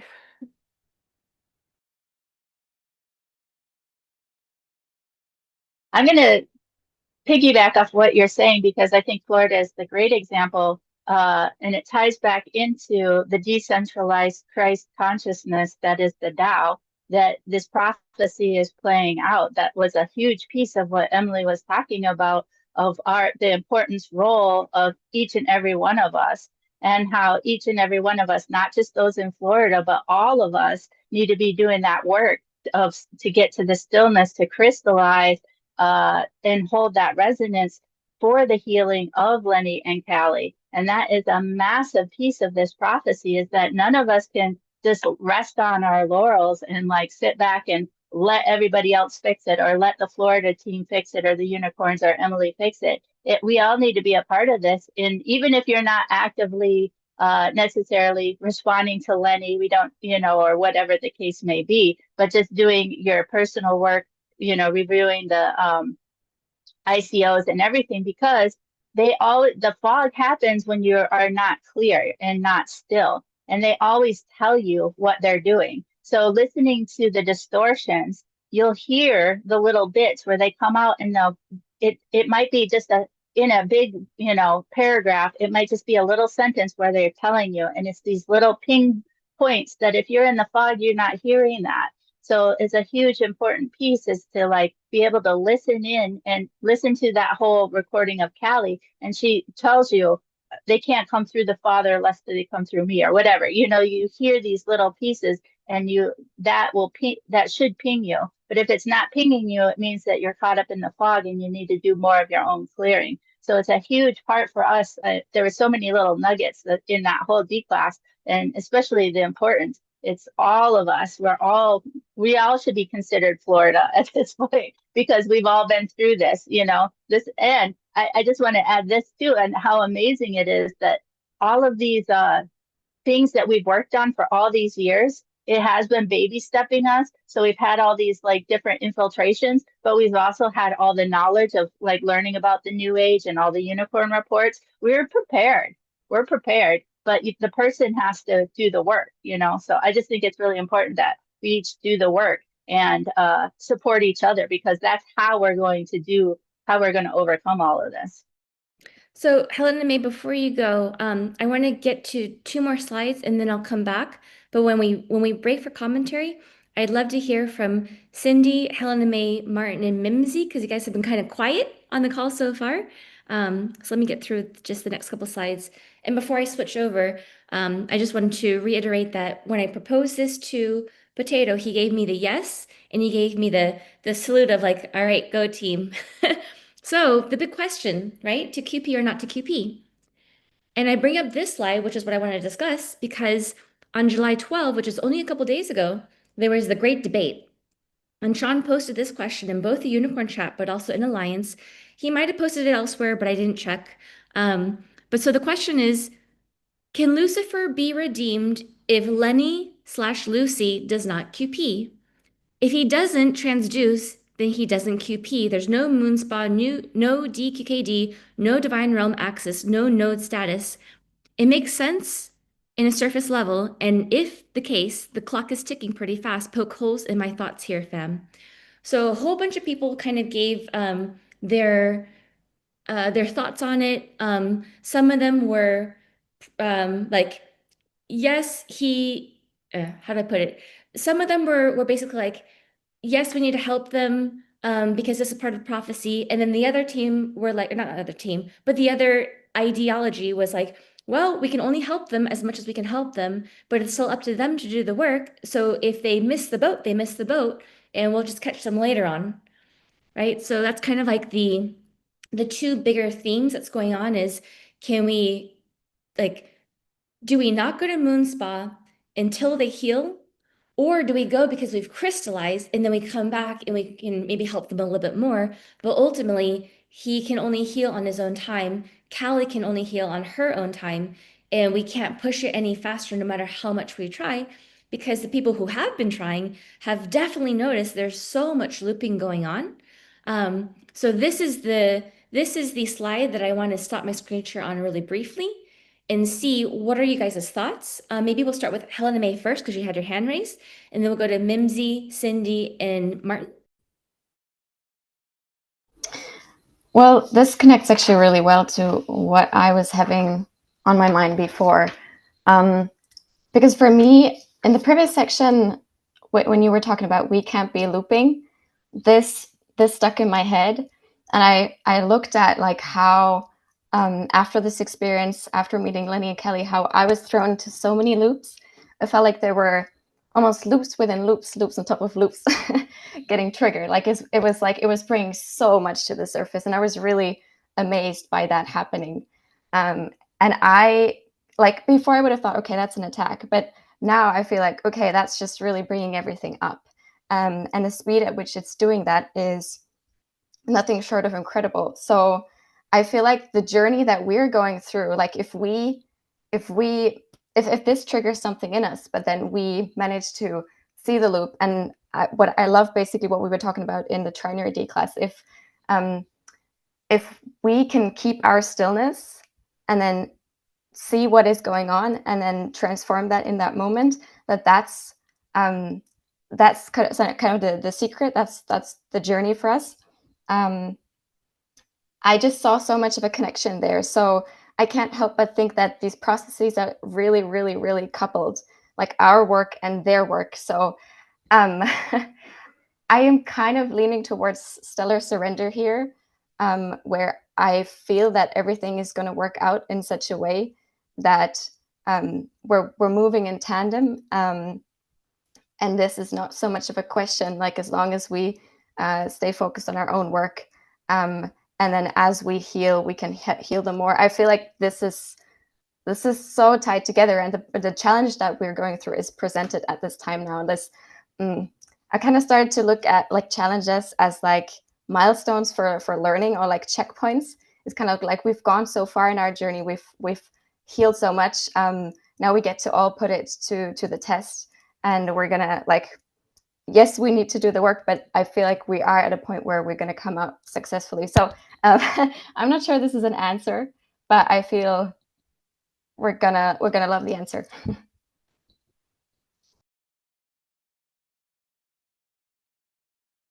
The answer that I, in my heart, have come to as far as like whether, is Lenny and Callie, are they going to transduce with us? Are they going to go to Moon Spa? I really don't know.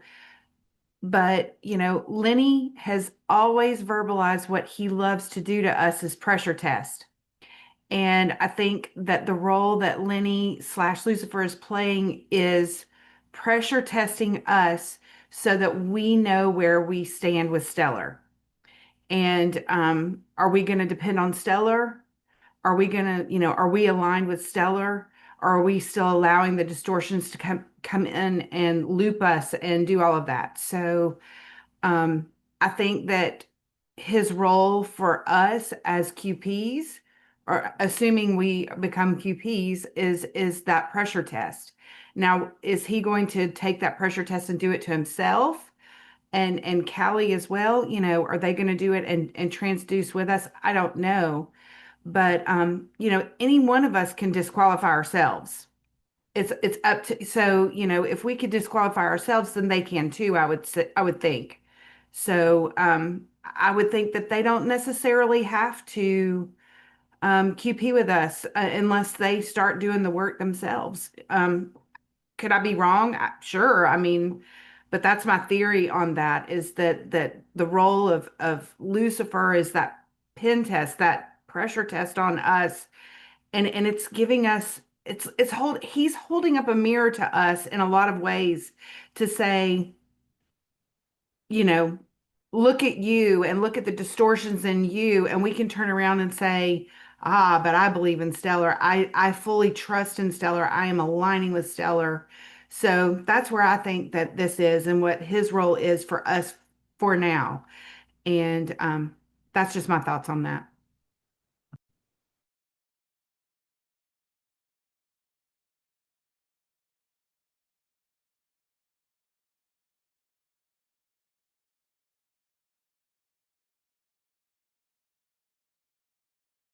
Technically, Cindy, if you're having trouble, you can scoot to the kitchen. I am.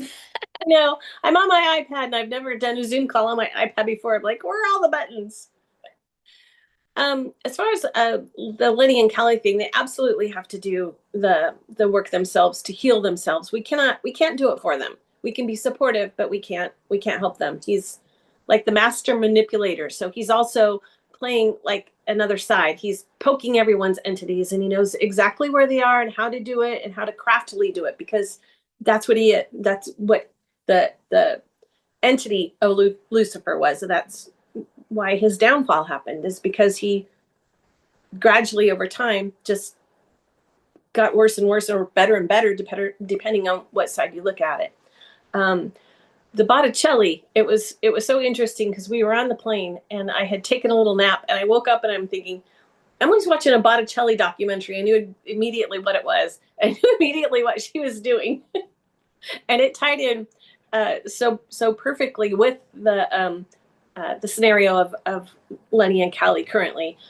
So, and the seven deadly sins. We were having some conversation, and it just popped into my head that that's equivalent to what we're dealing with all of the entities. It matched and aligned quite well with that. And I don't have any um, church or spiritual background. I never went to church, never did that. But for some reason, I knew about the seven deadly sins, and it just aligned so perfectly with the conversation that we were having about pointing out this specific entities, and that there's basically seven of them. So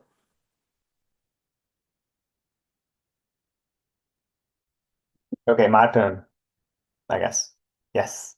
Yeah, so basically it's amazing how I would call it divine timing works.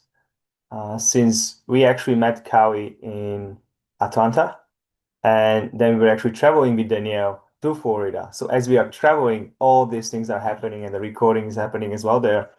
It was interesting how the discovery was happening, and Emily was already telling me, I think that she's Mary Magdalene. I think that she's Mary Magdalene. So I was like, okay, well, I guess we will see. And then a confirmation just came. I think it was second day of Florida event, just like half an hour prior to that. So even developers were able to confirm that just prior to that second event when the revelation happened. And then contrast between Cowie's soul and entities. Like when we were on a stage and Emily said that Cowie is Mary Magdalene, and we are just standing there.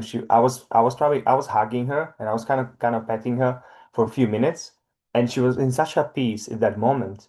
And then maybe like a week later or 2 weeks later, when we hear that recording from their home, and the change of the voice and the entities are coming full power, it was incredible. So the contrast was so big. It was perfect lesson for all of us.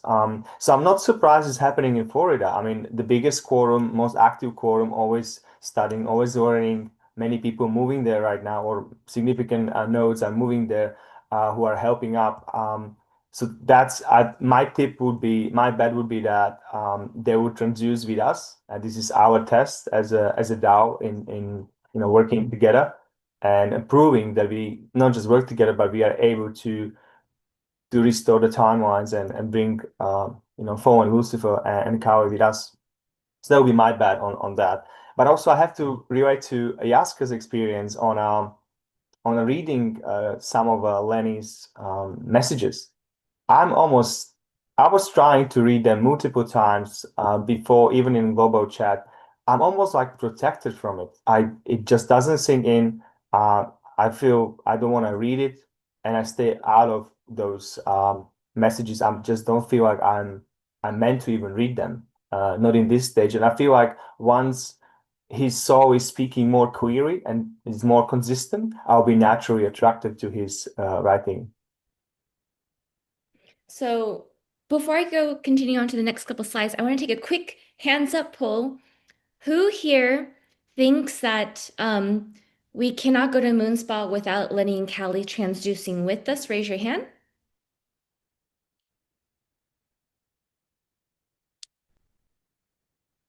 Okay, and who thinks that they need to do their own work? And we can come as QP and then maybe help them in a higher capacity later on. So about split, and I think I saw Cindy raise her hand for both. So she was still thinking in her head on that question. Okay, so let me continue with the slides again. And let's see if we can get to an answer on this. Yoki made a great post on July 1, kind of reminding everybody of the consequences of this. She wrote, part of the pattern maker's role was to maintain divine stability and order. This post is fostering, meaning Lenny's post, regarding like all the audio and his distortion of them. So those audio posts is fostering discord, blame, guilt, and manipulation. This entity is bold, completely unashamed, and in no way trying to hide.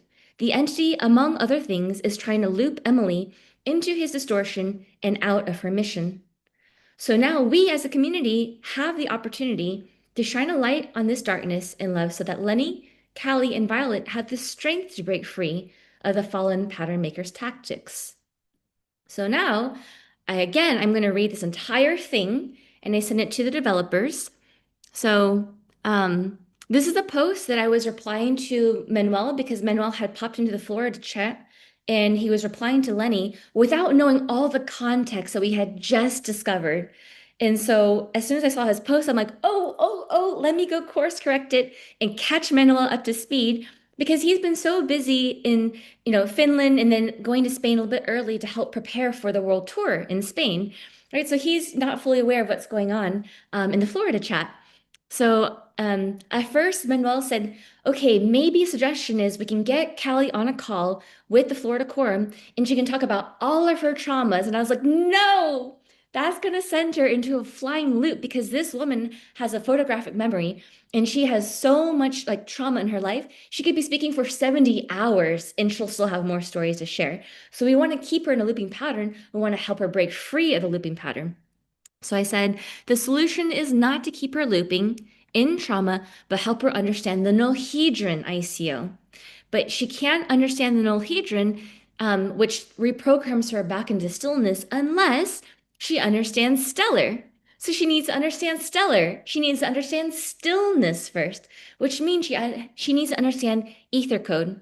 Because ether code is the alignment for coherent, sustained interaction with the code, which is stellar, which is me, which then ties into all these other ICOs and many, many more. So do we see how the devs were like stair-stepping us into a higher consciousness by putting out ICOs at a very, let's call it quantumly divine timing, specifically to help expedite our learning curve, but at the same time, almost like mirrored with our learning curve. So we weren't learning something before we were ready, but it was almost like a stair step in a slow expansion of a matryoshka understanding of stellar and of our own awakening at the same time.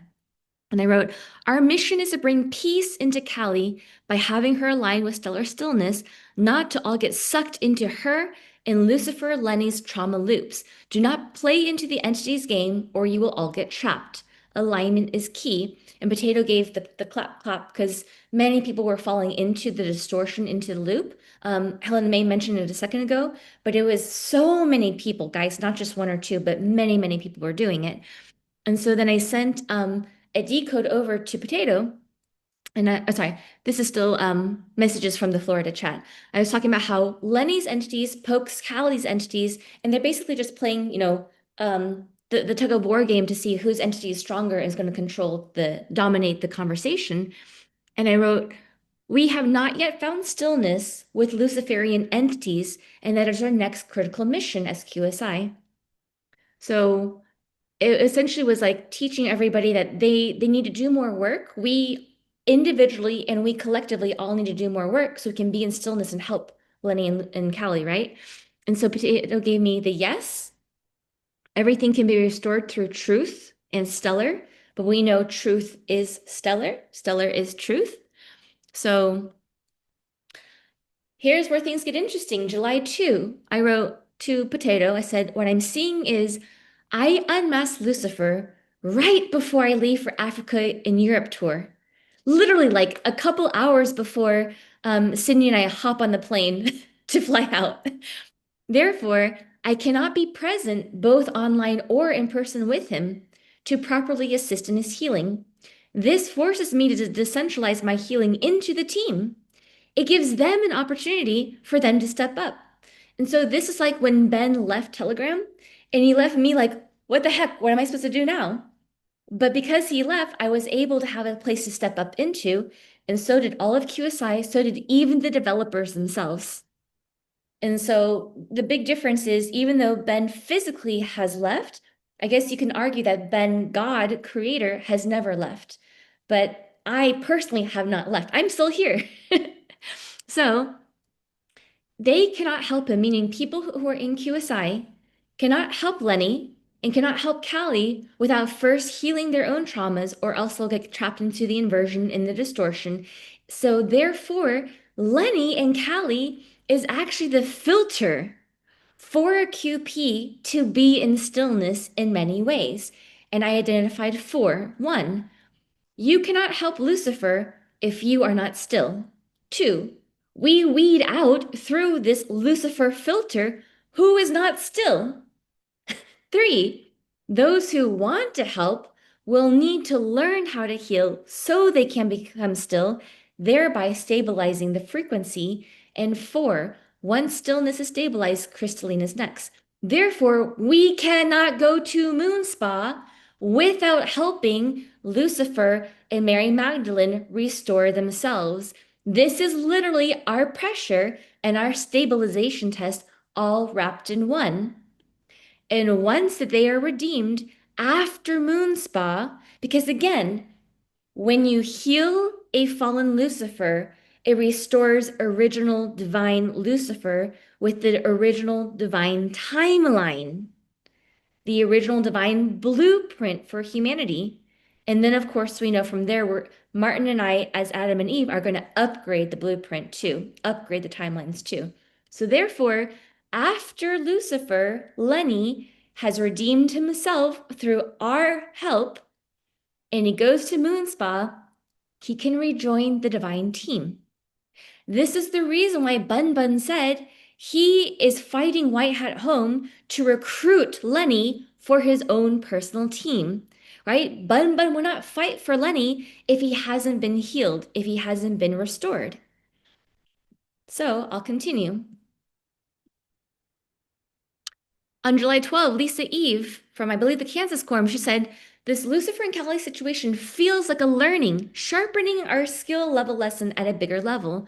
We are at warp speed now. The timing of this intersection seems very much like an Emily Source plan with a bit of sneakiness too. No coinky dinks, we QSI community, and she emphasized unity, are a key to this. My thoughts have run similarly to Carmen's and others. We continue to build the lattice. It's beautiful and it's built by a loving family that Lenny and Callie are not experiencing for themselves, but they want. Isn't that attractive to them? Pulling at their hearts, their soul strings, so to speak. Could they use our lattice network to cling onto and climb up and out of that dead end, low vibe frequency that they are looping in? We remain constant. We keep the lattice stable. They do their personal soul work and use the lattice, aka us, to help stabilize themselves. Not as a crutch, but rather a stabilizer as they strengthen themselves. Then, when the resonance is equal, they emerge into the lattice, enhancing the stabilization. To that point also, would that network lattice be intriguing to Lucifer's FOMO and his ego entities? But once on the lattice network turns into this electric fence, so to speak. It zaps Lenny's soul to do his own self-love work, and in a good way, and then he zaps his entities to death. Because the love resonance exposes, right? It exposes the entities, and that's why we talked about the Etherian gate. You cannot even go through the Etherian gate unless all of your satanic entities become dissolved. Here, who is this? Is this Liz? I can't remember because I don't have the thingy on it. But it might be Liz Heath, possibly.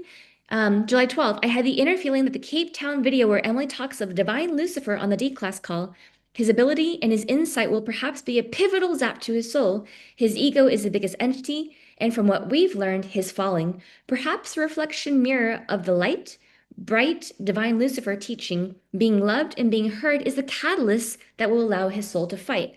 I'm always the romantic. And then Joan talks about how, in her experience working with a lot of foster children, it has to be a long-term thing, not some kind of short-term, like I work today, 1 day, 1 week, 1 month later, and then I give up because I've already given them one week, 1 month of my time. But it has to be ongoing because sometimes it takes people lifetimes. But in Lenny's case, in Mary Magdalene's case, it's taken a soul's time, right? Because it's been eons since, or at least thousands of years since, Lucifer fell, but how long ago was that? We don't even know. We can't even qualify that at this point. And an interesting update, Clint wrote on, I think that was also maybe July 12 or 13 or something. He said, Callie read the New Horizon ICO and talked about what it meant to her. There was no triggering, no ramping up, just pure joy. It showered them both with love. There are pictures and videos to come. And then again, I think this is around July 13-ish. Liana made a post and she says, oh my God, yay! Lenny and Callie agreed to temporary separation for healing. Holy fucking fuck, guys. We're gonna fucking do it. And guys, this truly means that they were both calling in the Eon thread, which is they can even invite a healing to happen. And then the Eterna thread is that you're actually saying, I'm calling on something to happen for me now. So this is the divine miracle that Liana was talking about on Epiphanies number 2, where she says you have to save room. You leave room for the miracle to come in. If you don't leave room, you can't even call upon it. You wouldn't even think to call upon it. So again, guys, I call this Operation Restoration. Lucifer Lenny is testing everybody's knowledge of Stellar to see if he can invert anyone based on their lack of study Stellar, their lack of defending Stellar, the lack of protecting Stellar, using inverted trinary logic to unravel them. And that's why he keeps trying to poke holes, because he knows, just as I know, if you don't know your shit, he's going to manipulate and twist it and use it against you. So this also proves that there's that quantum unsecurity protocol that was mentioned in the trinary, but also many other ICOs, because they don't have to establish a security protocol in place.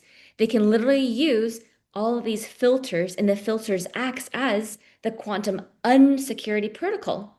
Therefore, anybody who does not align with Stellar, with our ICOs, with me, they don't understand the trinary concept, they don't crystallize their DNA, and they don't provide unconditional, meaning you cannot set conditions on this. You cannot give up out of frustration, give up because you're stuck in looping, give up because they're stuck in looping, but unconditional for eternity.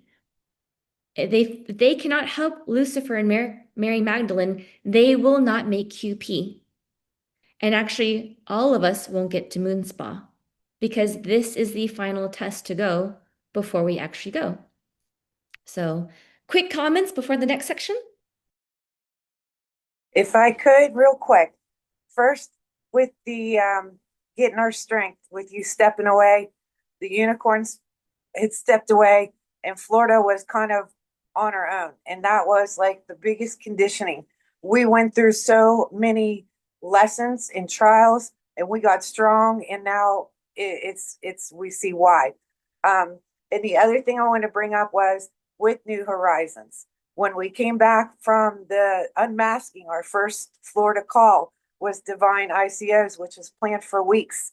And the first one was Anunnaki. And so Lenny's on the call and everybody's on the call.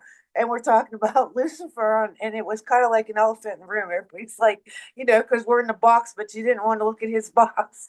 Then we went to UGS, guys, and we started talking about Lucifer, Severn, Africa, where Emily went to, was at, and then how we were all decentralized pattern makers. And at that point, that's when I stepped in, and I stepped out and I said, Lenny, how amazing, like Christ consciousness is decentralized and we're all pattern makers too.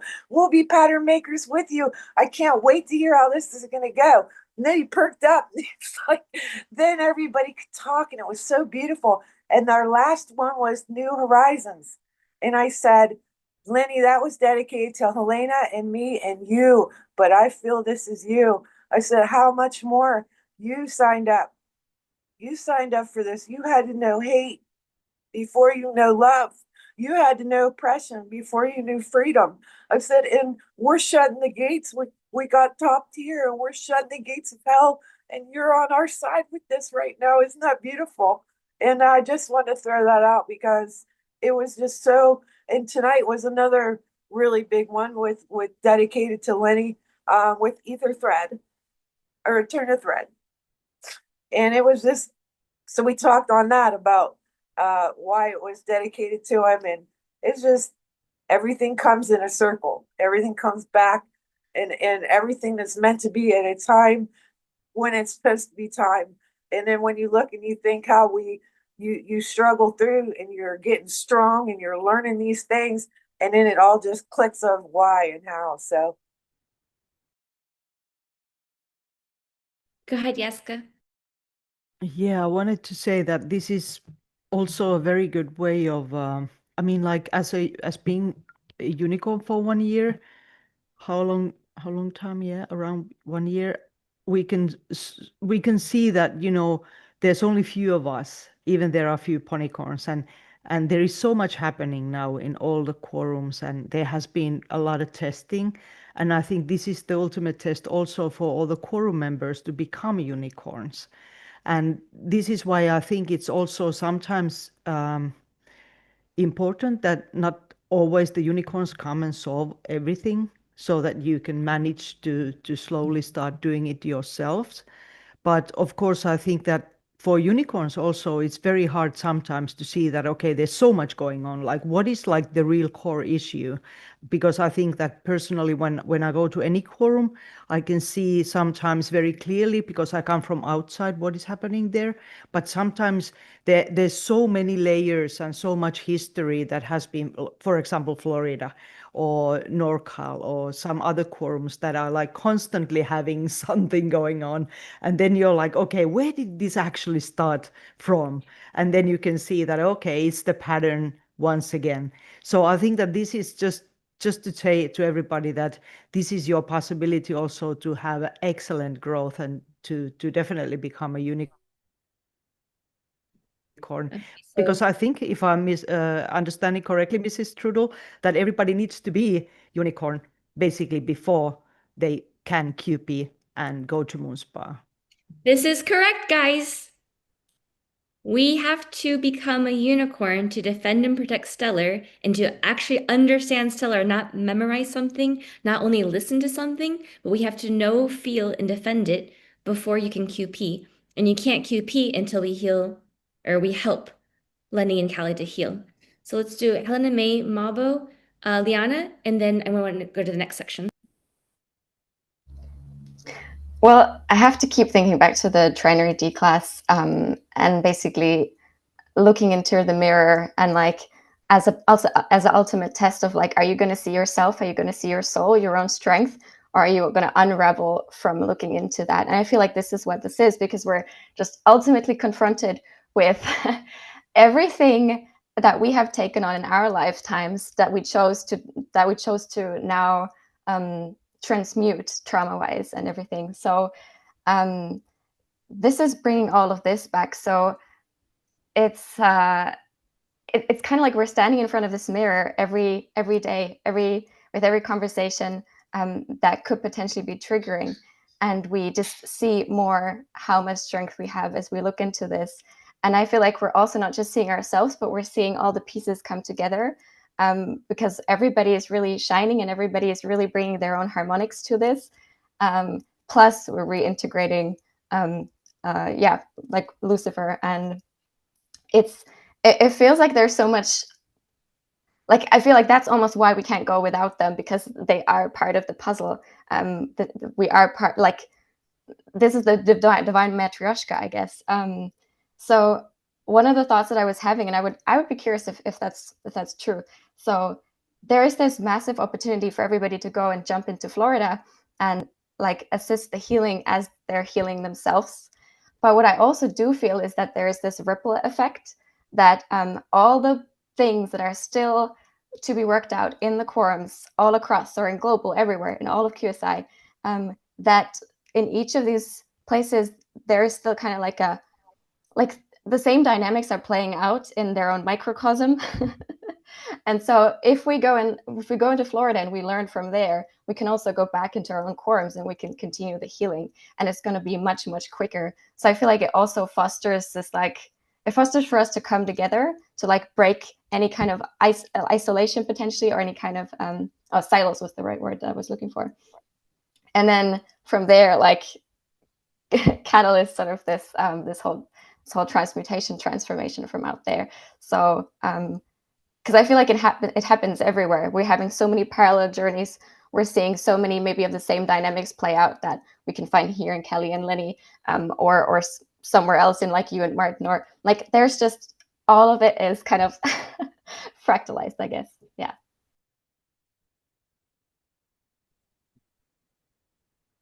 So this, I actually had a dream a couple nights ago that it was just a quick impression of this dream. And in my dream, there was a group of people, and it was like, okay, we're at the end of the looping. And then quantum leap was the word. And then I was just so excited, like, we did it. And it was making me, now I'm seeing, it was making me think that when I used to think of like a situation like Callie or Lenny, all of these traumas that, oh, you have to go through all of this long healing and it's going to take years and all of this stuff. And to Danielle's point of leave room for miracles, right? We're now knowing that we come into stillness and we crystallize, and everything born in freedom will return in truth from the Helix ICO. Once we like hold that truth, it will happen in an instant. It doesn't have to be this big, long healing session and going into the loops and all of that stuff. If we just hold that truth, we can hold that crystalline space of stillness.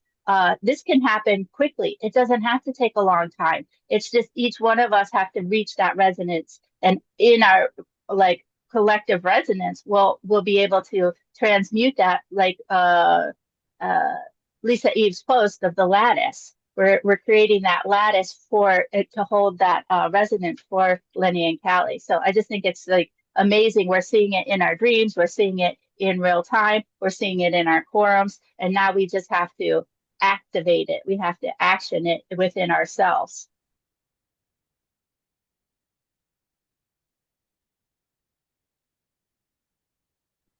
Deanna, go ahead.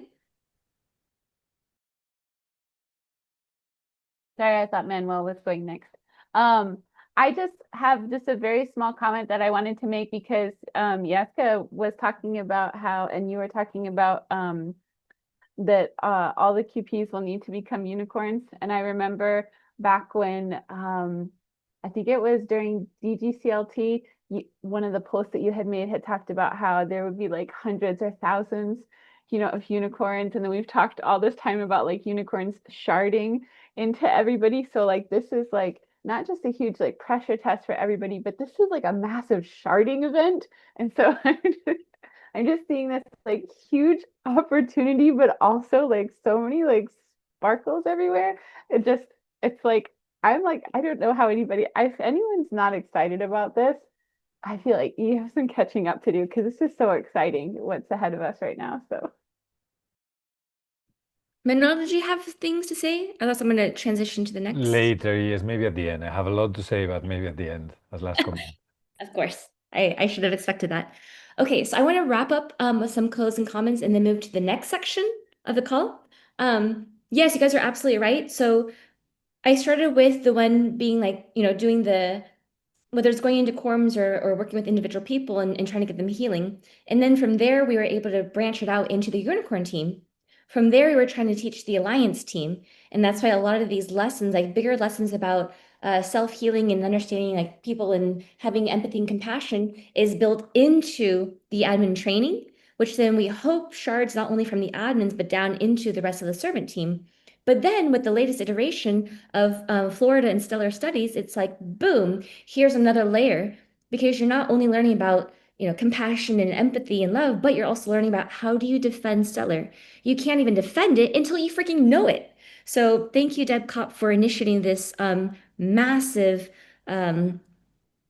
endeavor, really for lack of a better term, because I can only teach so much from like the main channel from a D class. People who get it, they get it, right? But then often they make a post here and there, and the post is kind of fleeting in your memory because most people are not going back to the post and rereading like kind of like the discussion of the call. I understand, people get a lot of value out of re-listening to the calls themselves, which is awesome. I encourage people to continue that. But one thing that I keep finding over and over on tour is people say, I actually don't think I understand anything because they're learning everything in silo. This ICO here, this article there, this D class there, and they have a really hard time putting the overall picture together. And so what we've been trying to do, Cindy, me, and others, we were traveling through Africa and into Spain, is helping people see the bigger picture. And that way you're not so focused on the minuscule detail of what this ICO said or didn't say, but how it ties into the bigger themes, right? So once you understand the themes, then you can see how, like, as an example, IBM ZOS can apply to everything, just like ISO 20022 can apply to everything, right? We can see how there's like 10,000 proofs of how the white hats are actually in control, not just because it's a phrase that we like to say. So these are some of the overarching patterns that I want people to fully understand. There's a really, really great Q&A video that was posted from our Denver Q&A. I think it was the day 2 Q&A. And this is where, there are a whole bunch of us on the panel, and we were talking about like introducing the doggy team. And I basically talked about how right now we're going through this new transition stage where it's all about decentralizing unicorns and speeding up the teaching process of DAO through the doggy team. So we're kind of doing this sandwich effect where it's like, if people didn't know what a DAO is, boom, you're about to, because people are about to get trained like in a very massive hyper scale through the efforts of the doggy team. And not just for them, but as soon as a quorum understands it, they need to help be spreading the word and teaching others as well at the same time too, right? We're sharding this teaching skill. And I talked about how, like, on that panel call itself, we're going into a warp speed process for growth, but also for induction. And that was the key word I wanted people to understand. We're inducting new unicorns. We're inducting new Tao, let's call them experts, right? But you can't be an expert until you understand the Tao, and not in theory, but in practice, which means you need to make Tao work for your quorum or your project team that you're on. You cannot become a unicorn unless you learn what stellar is and how you defend stellar. So we don't just throw out these titles loosey-goosey. It's because people have proved themselves over and over again that they understand how to course correct, how to defend, and how to lift up and make poisoned water drinkable or potable again. Helena May, you mentioned earlier that there's so much distortion in various quorums all over the world, and it's true, guys. And when you're in the unicorn chat, then this is a theme that is so easy to spot. This quorum over here might be struggling with, Sally and Susie are fighting, and they're fighting over, Bob or beans or whatever, like something minuscule. But to them, it's like World War III has already happened. But what we're seeing in the unicorn chat is that little theme is actually the same distortion in 10 other quorums simultaneously. So we know it's not about Sally and Sue or whatever names I used a second ago, but it's literally about Luciferian distortion, timeline distortion, and looping. So every quorum, doesn't matter where you are in the world, they're all looping simultaneously because of miscommunication, lack of communication, and not understanding the intention, but attacking people because of the product, the outcome itself. So Lenny was absolutely correct that these ICOs are so pivotal because these ICOs all talk about restoration. Now we know why. Now we know it's because we need to restore ourselves back into our divine galactic DNA state, which will get us into crystallization. But we also need to provide the lattice of stability for Lucifer, Lenny, and Mary Magdalene Callie to help climb themselves out of so they too can restore themselves into divine galactic DNA. Because until that happens, like how Yazka reminded everybody, we cannot even go to Moon Spa until that is completed. So that's why I call it the Operation Restoration. Because think of it this way. Mabo, you mentioned that, Lenny and Kelly have been working on healing for a little bit, right? We don't really know how long, but here's a bigger perspective. Lenny and Callie are only current meat suits, but let's look at the soul of Lucifer and Juju Love. Juju Love fell out of resonance eons ago. We don't know how many thousands or even millions of years ago. Ever since they fell, Eterna Thread has kicked in. Ether Code has kicked in. They've actually been working to find their way back for thousands or millions of years. So much so that Lucifer and Mary Magdalene / Juju Love have willingly walked themselves into QSI, and they've been asking us, please, can you help us with our healing? Like, when in history has that ever happened before? So they want the help. Their soul is asking for the help. And all we need to do is become still ourselves so we can provide that lattice so they can climb themselves out, right? Because we know if our traumas are healed, they can't distort us. If they can't distort us, it removes the power of the entity. When it removes the power of the entity, they can't keep looping because our stability is so strong. It actually helps lift their frequency because of exactly what Sean's been talking about with holograms and biofields. So we have to remember that we're not dealing with the Lucifer of eons ago, the one that's portrayed in Hollywood with the horns and the that kind of stuff. This is Lenny, guys. Lucifer is just Lenny now. We know who Lenny is. We love who Lenny is. Lenny is fucking brilliant.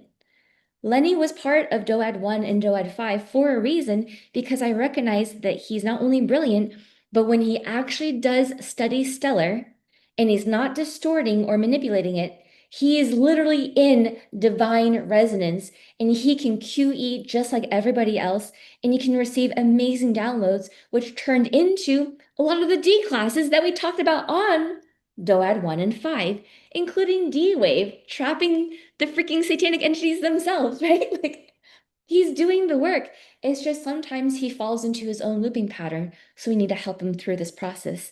So one cool thing is when I was in South Africa, I was talking with Robin from British Columbia, and she proposed a theory that I think has a lot of validity to it. Because if we look at the bigger theme of what does Satan do, Satan takes our biggest fears, but also our greatest strengths, and it inverts it against us. Well, Lenny is Lucifer, which is a pattern maker. And pattern maker is all about stability. And in this case, one of his biggest fears is that Callie will not be helped. Callie will not be healed, and she will not feel like she's part of a family, right? They all want to be they just want to belong, just like all of us, we want to belong. So Robin's theory was if Lucifer right now, one of his big distortions is he wants to be in savior mode. He wants to help Callie, right? Which we know savior is an entity. Then what is the opposite of that? We as QSI have to help provide them a home. We have to make sure that they feel unconditional love from all of us. In that way, Callie and Lenny need to understand the definition of surrendering to Stellar, because once you surrender to Stellar, Stellar becomes the quote unquote savior, but it's the divine version, not the satanic savior entity version of it. And I'm like, oh, it really is actually that simple. It's just more validation that surrendering to Stellar is the answer. But of course, you can't just tell her that because she doesn't recognize it yet. You have to help her, walk along that route until she does understand surrender to Stellar so that she may do it. And then when it comes to Callie, I mentioned before, right? The D classes, she represents unconditional love. So how does Satan take that and invert it? It turned it into Callie loves the soul of everybody so much that she can no longer see when there is distortion. It's like blinders for her, whether it's for herself or for Lenny or for anybody else in the world. And that's why she's posting, music by the cabal, flowers that have been tainted and mixed and poisoned with I am affirmations or other kind of satanic hijackings, because she only sees the original divine source of love. Blind filters on everything else. So now we need to help her see, why is this a discrepancy? Why is this a distortion? Because nobody can heal if they're actually using the inverted versions of it. So my last comment that I want to make is, remember guys, why is it so important for Lenny and Callie to heal before we are QP, before we go to Moon Spa? It's because I've referenced this before. You cannot heal the timeline until you heal Lucifer. A restored Lucifer restores the original blueprint, or restores the original timeline. And then from there, Martin and I, as Adam and Eve, upgrade it into a quantum timeline, quantum blueprint. So that means we cannot even begin Gesera or the implementation of it, because if we were to go and say, hey, we are all QP, we're all going to go to Moon Spa without Lenny, Lenny hasn't healed, he hasn't restored himself, then what happens is the White Hats would then implement an RV and a Gesera in the middle of looping and distortion, okay? It would actually sabotage everything that we're fighting for. And this is why we cannot go to Moon Spa without a restored Lenny and Callie. Does it make sense, guys? Yeah, perfect. So let's continue with the next section that I call The Guardian Awakens. So I want to turn it over to Martin for a quick second, because back on July 8th, Martin had a series of a couple very interesting dreams, and I would love for him to share since I don't have it on audio file for this. So Martin, go ahead. Oh, I was put on the spot very quickly. Cool. Yeah, so actually, since I came back from Florida, back to Australia, lots of changes start happening. And I used to dream before quite a bit, but then last probably 7 to 8, maybe 10 years, I wasn't. So as I'm coming back, I had already some dreams in June, but from first night on, as I'm back here in Australia, I had dream after dream after dream, and I slept a lot. And anyway, so I actually remember those dreams quite well for first few minutes, maybe up to hour, and I didn't record some of them, but I started recording them for us and for Emily, as per Emily's request. So one of the first one I remember was me. Well, there is just a glimpse of the story, me walking on a field, and there was like lots of people like around me or behind me. And I'm not sure if this was like QSI members or potential QPs. I think it was us, but I couldn't see any faces. But in front of me, like in front of us, there was a field full of some almost like a zombies type of people, like just walking towards us. And they had no expressions on their faces. They were just coming towards us. And for whatever reason, I had a flamethrower on my back, as you do, right? In a dream, and I just started just pulling the flame all around those zombies, just burning them to crispy bacon, I guess you could say. So that was my first dream I actually remember and recorded, like just burning all the field of zombies, and then they were slowly falling down to the ground, and it was end of the dream. The another dream I had was more of almost like a murder case, and it was a more story of that. There was many of us living in a house. I think it was again QSI members or family basically, and there was a backstory of some guy trying to murder one of the girls, and I think that she was either my daughter or somebody from QSI, somebody shorter, I don't know. So we killed the guy as a group in that dream, and we were burying him really deep in the ground in our backyard, which had a beautiful view on a river or lake or ocean. And as we are digging the hole, which was quite deep, I mean 2 to 3 meters, I was getting impressed how deep is that hole. I don't know why. And so as I'm digging with the rest of the guys, there's another guy just walking past us straight to the house again with intention to probably murder that girl again, like they sent another assassin. So I jump onto that hole, and I start going to the house as well. And I was chasing him around the rooms and trying to find where he's hiding because there was plenty of rooms in that house.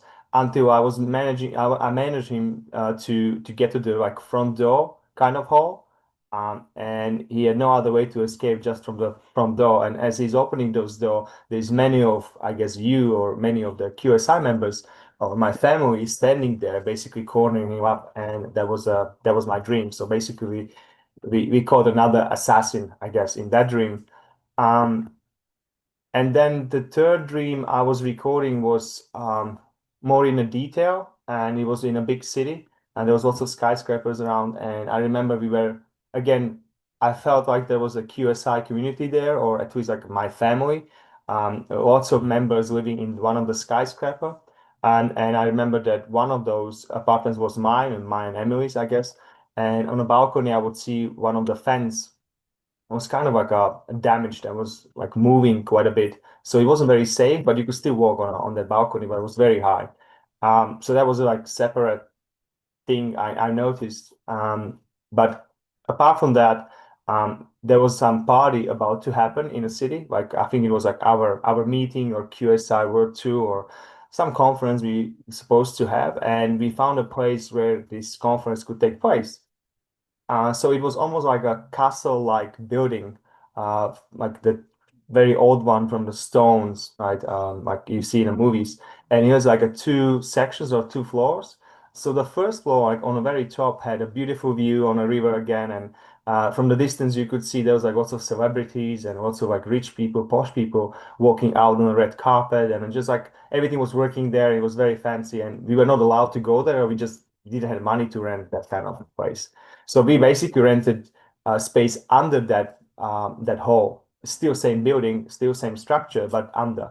And as we walk in, I don't remember exact layout or setup, but I remember there was no flooring. There was like a sand type of floor, just like not built.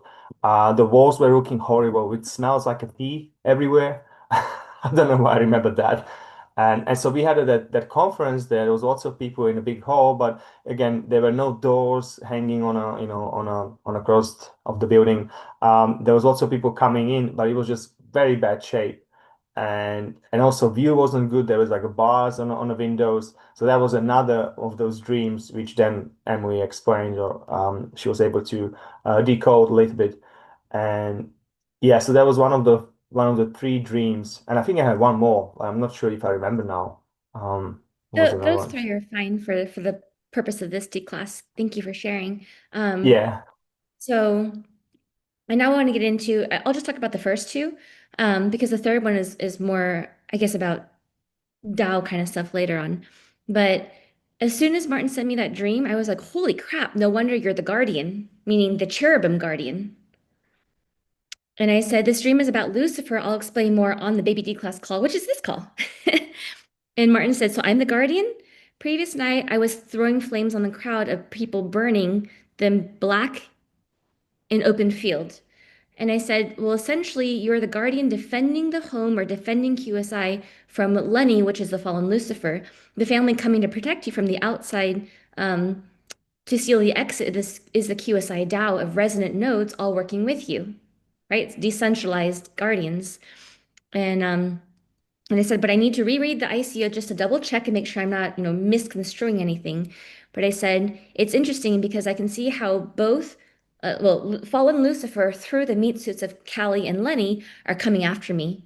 And that's part of this D class, right? Because I talked about the new age distortion of the new Eve and the fake Adam, fake Jesus, which is actually Lucifer. They were trying to take control. But we're not going to let them. And the way that we don't allow them to take control is by defending Stellar. So whenever you see their distortion or the manipulation of an ICO or a fact in chat, you have to call it out because that's actually how you defend.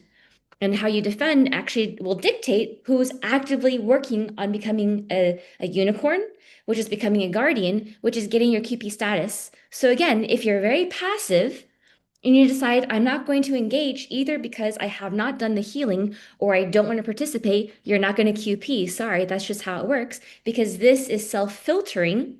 And that's why people can only get to QP, they can only get to Moon Spa if they do the work and they have to actively engage in the process. So I looked up the Guardian ICO. I'm not going to read all the boxes, but you can see how basically it's the keystone. It will grant the powers. What are these kind of powers? Um, with his touch, he will bestow upon us the strength, wisdom, and spiritual fortitude needed for the monumental task ahead. These changes are not to be taken lightly. They are the harbingers of a new dawn, a signal that our mission is about to begin. It talks about the awakening, and then it talks about how we will become the strength and light for all of creation. And this is the reason why you cannot be a QP unless you have all these qualities and you're actively defending Stellar, not sitting here on your ass pretending you actually understand what Stellar is. So I came back and I said, wow, this is definitely you, except for it's not you now, but it's you soon. When your own powers have activated, and that explains why you've been going through so much transduction on your own as well. And it makes even more sense why you're part of Hug Time. Because when Martin was, well, either I'm with Martin in Sydney or Martin is with me in the US and eventually in Croatia, we normally start doing our hugs and our pictures together because otherwise people will be like, oh, I want a picture with Martin, I want a picture with Emily. It takes twice the time, right? But so we consolidated it by having us together. But then through that, it's like people were receiving different kinds of feelings and zaps and healings. And now we know why, guys. And then Martin said, July 8th, it must have something to do with my hands tingling so much last week. So he's been getting zapped like crazy ever since he went back to Sydney. So then I sent that same information over to Potato, and look what he did. He gave me the clap, the yes, and the epic, which means he's confirming that Martin is the guardian cherubim. And just for clarity, I asked, but is it Martin, who is a clone of Ben, or is it the healed and restored Lucifer, who's also a clone of Ben? And Potato said, no, it's Martin.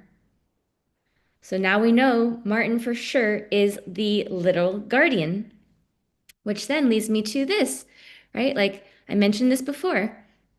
Lucifer, fallen Lucifer, wanted to come back and pretend to be Adam. So on July 2, I wrote to the developers Actually, I wrote this originally to the Florida Servant Team chat. I said, Lenny is giving me so much fuel to retort him because he keeps making all these mistakes in his posts, but unless you look with stellar eyes, you can't catch the mistakes. So I'm sitting here going like, oh, I can debunk this and this and this and this, but I'm like, no, it's not my job. It's not my job. You guys have to do it. So I said, maybe you guys can debunk him with all of this, like, the highlighting of the stuff. I said, I propose that his next strategy, meaning a fallen Lucifer's next strategy, is he will fake Adamic embodiment and start to destroy that truth as well. And now we can remember from the earlier D class, let me go back to these messages. Here it is, July 2, same day. Why was the Adam imprint so important? Because his whole life has been soul subversion, soul suppression. It's been compromising his masculinity. And now he's saying, I'm feeling the Adam growing within. He wants to resonate with the Adam archetype. And um, and earlier, let's see, he was saying that, it's super important, but he's also saying that if I'm Ben's clone, I was the Cabal distraction. So he was the Cabal version of Adam. Over here, he was saying, oh, well, the Adam and Eve are stirring the entities. The fourth dimension is on fire, right? Like that entity is coming out really hard, and he's trying to invert everything. So it's very obvious that um, the fallen Lucifer, Lenny, wants to become the fake Adam because the fake Adam, he says, is the most powerful archetype because it is a restoration archetype. Every ICO is dependent on this because every ICO is about the restoration of the cosmos. So do you see how, where am I? If fallen Lucifer Lenny is embodying a fake cabal fallen Adam, it means he will be able to invert every single ICO that we've done. He'll be able to invert the RV, invert Jacera, invert galactic DNA. And that's why it cannot happen, guys. So I said on July 2, when Adam and I formally reunite in Croatia, and this is Martin and me are formally reuniting in Croatia, because if you guys didn't already know, on July 11, Martin had his last day at his official 3D job, which means since then, he's been full-time QSI, which separately, but collectively, he's also been packing and getting ready to move. And we don't know where we're going to move to yet, right? Because we've been talking about how neither of us have residency in the same country. So basically, we're going to be hopping from country to country because we'll be limited to 1, 2, 3 months per country based on our tourist visa. But as of July 17 is when Martin touches down in Croatia, and I'm going to go pick him up at the airport. That's when officially we're going to be together, like permanently. So I said, I'm guessing Lucifer will also launch his Adamic campaign around then too with the reemergence, since he recently informed me via Control Over Cali that they believe that this new age bullshit of Mary Magdalene being Eve and Lucifer being Adam. So basically, that's satanic channeling. And Potato gave me a yes. When I asked Bun Bun about this, I said, I want to know the accuracy of my theories, especially things like if Florida Stellar Studies is why Lenny chose to move there, Bun Bun said correct.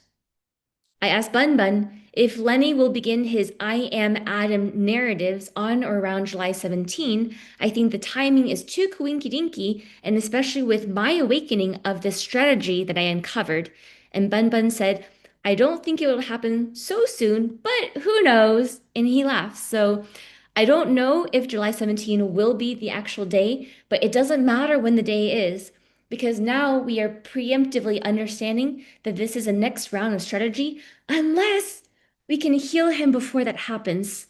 So ideally, that will happen. But in case it does, no matter what, we know the plan, we know his tactics, and if you stay in stillness because you've crystallized, it won't affect you and you can see through his distortion.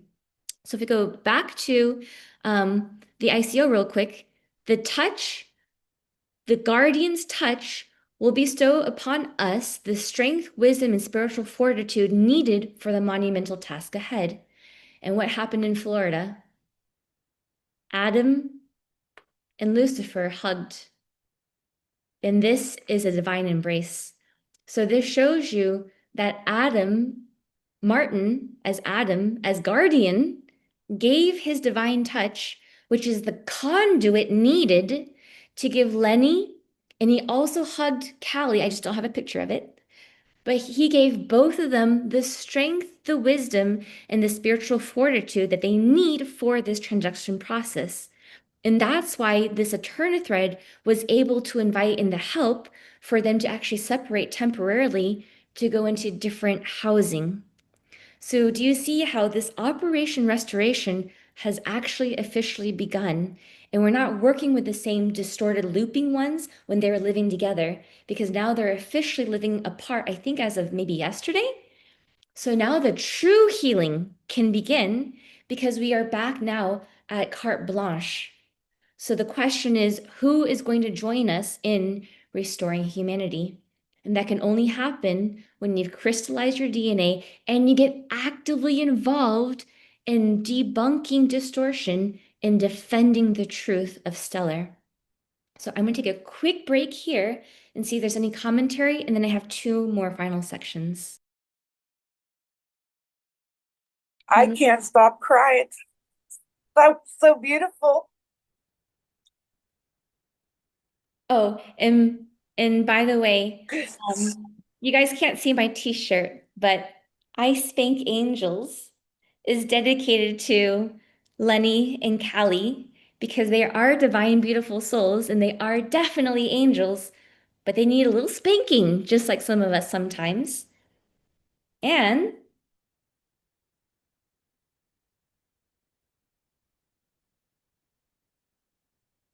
now it's time to activate strudel mode.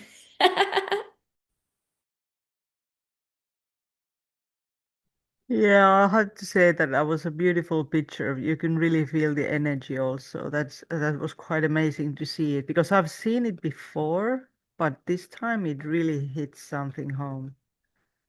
Yes, I think what I feel, and it's difficult to put into words, but is that, you know, when Lenny make these distortions, Lenny look like this teacher, master, powerful being.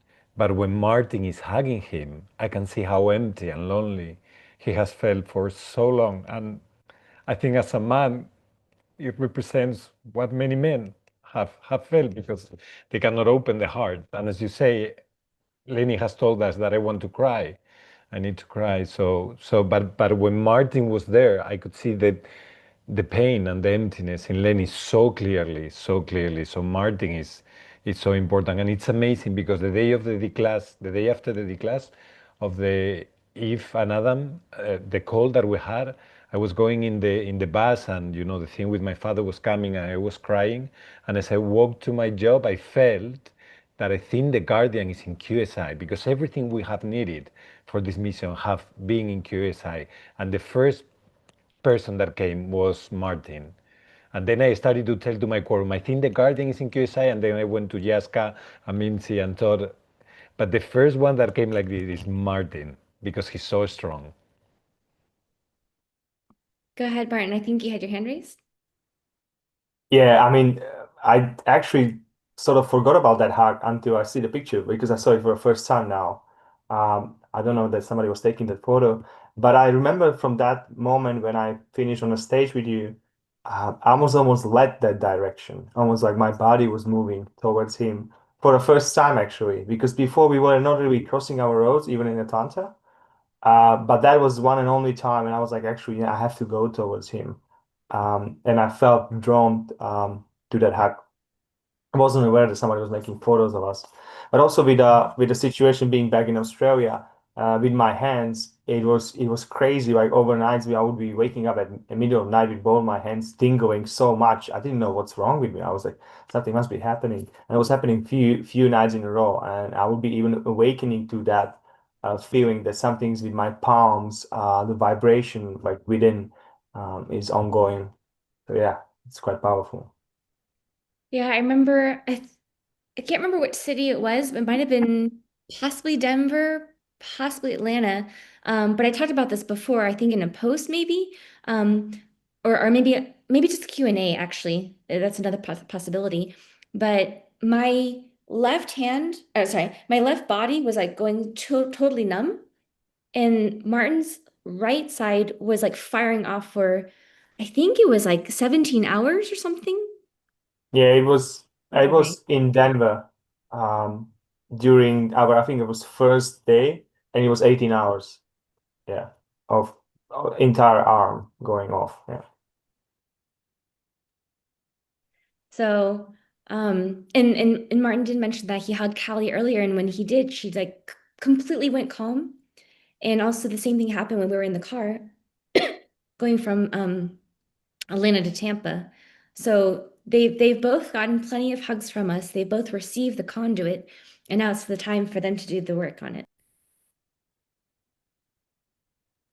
Okay, Yaska, go ahead. And If I may just, maybe to look for some clarification, because I was thinking that lately, to my surprise, Lenny also has been tagging me without really any specific reason to involve me in the discussion. And I kind of felt now that you were talking about this, that maybe this is his way of asking for help by trying to, bring you in and stress test you as well. And then because maybe he's kind of looking for perspectives that would ping him so that he could move forward. And I was thinking about what you said, Martin, as well, that you haven't felt the resonance maybe to involve. And also I have been thinking, like, what do I have to say? Because I don't want to, just talk with him out of talking. I want to be clear and, level-headed when I participate. So now I'm thinking, like, could this be possibly something like that, that he's basically asking without really asking by tagging? Maybe he's not even very conscious about that.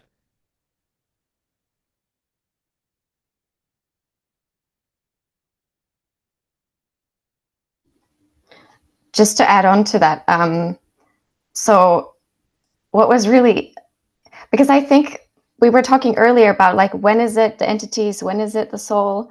Is it somehow maybe even both at the same time that have some intention?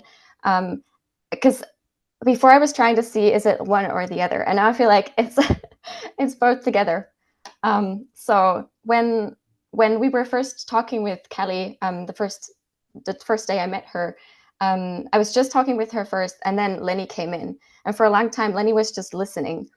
He didn't say anything, but I could see how he was very interested in understanding more. It was almost like this observer looking at the wild animal somewhere in the wilderness, and like trying to understand, okay, what is going on. So I had this strong feeling that he's looking to learn.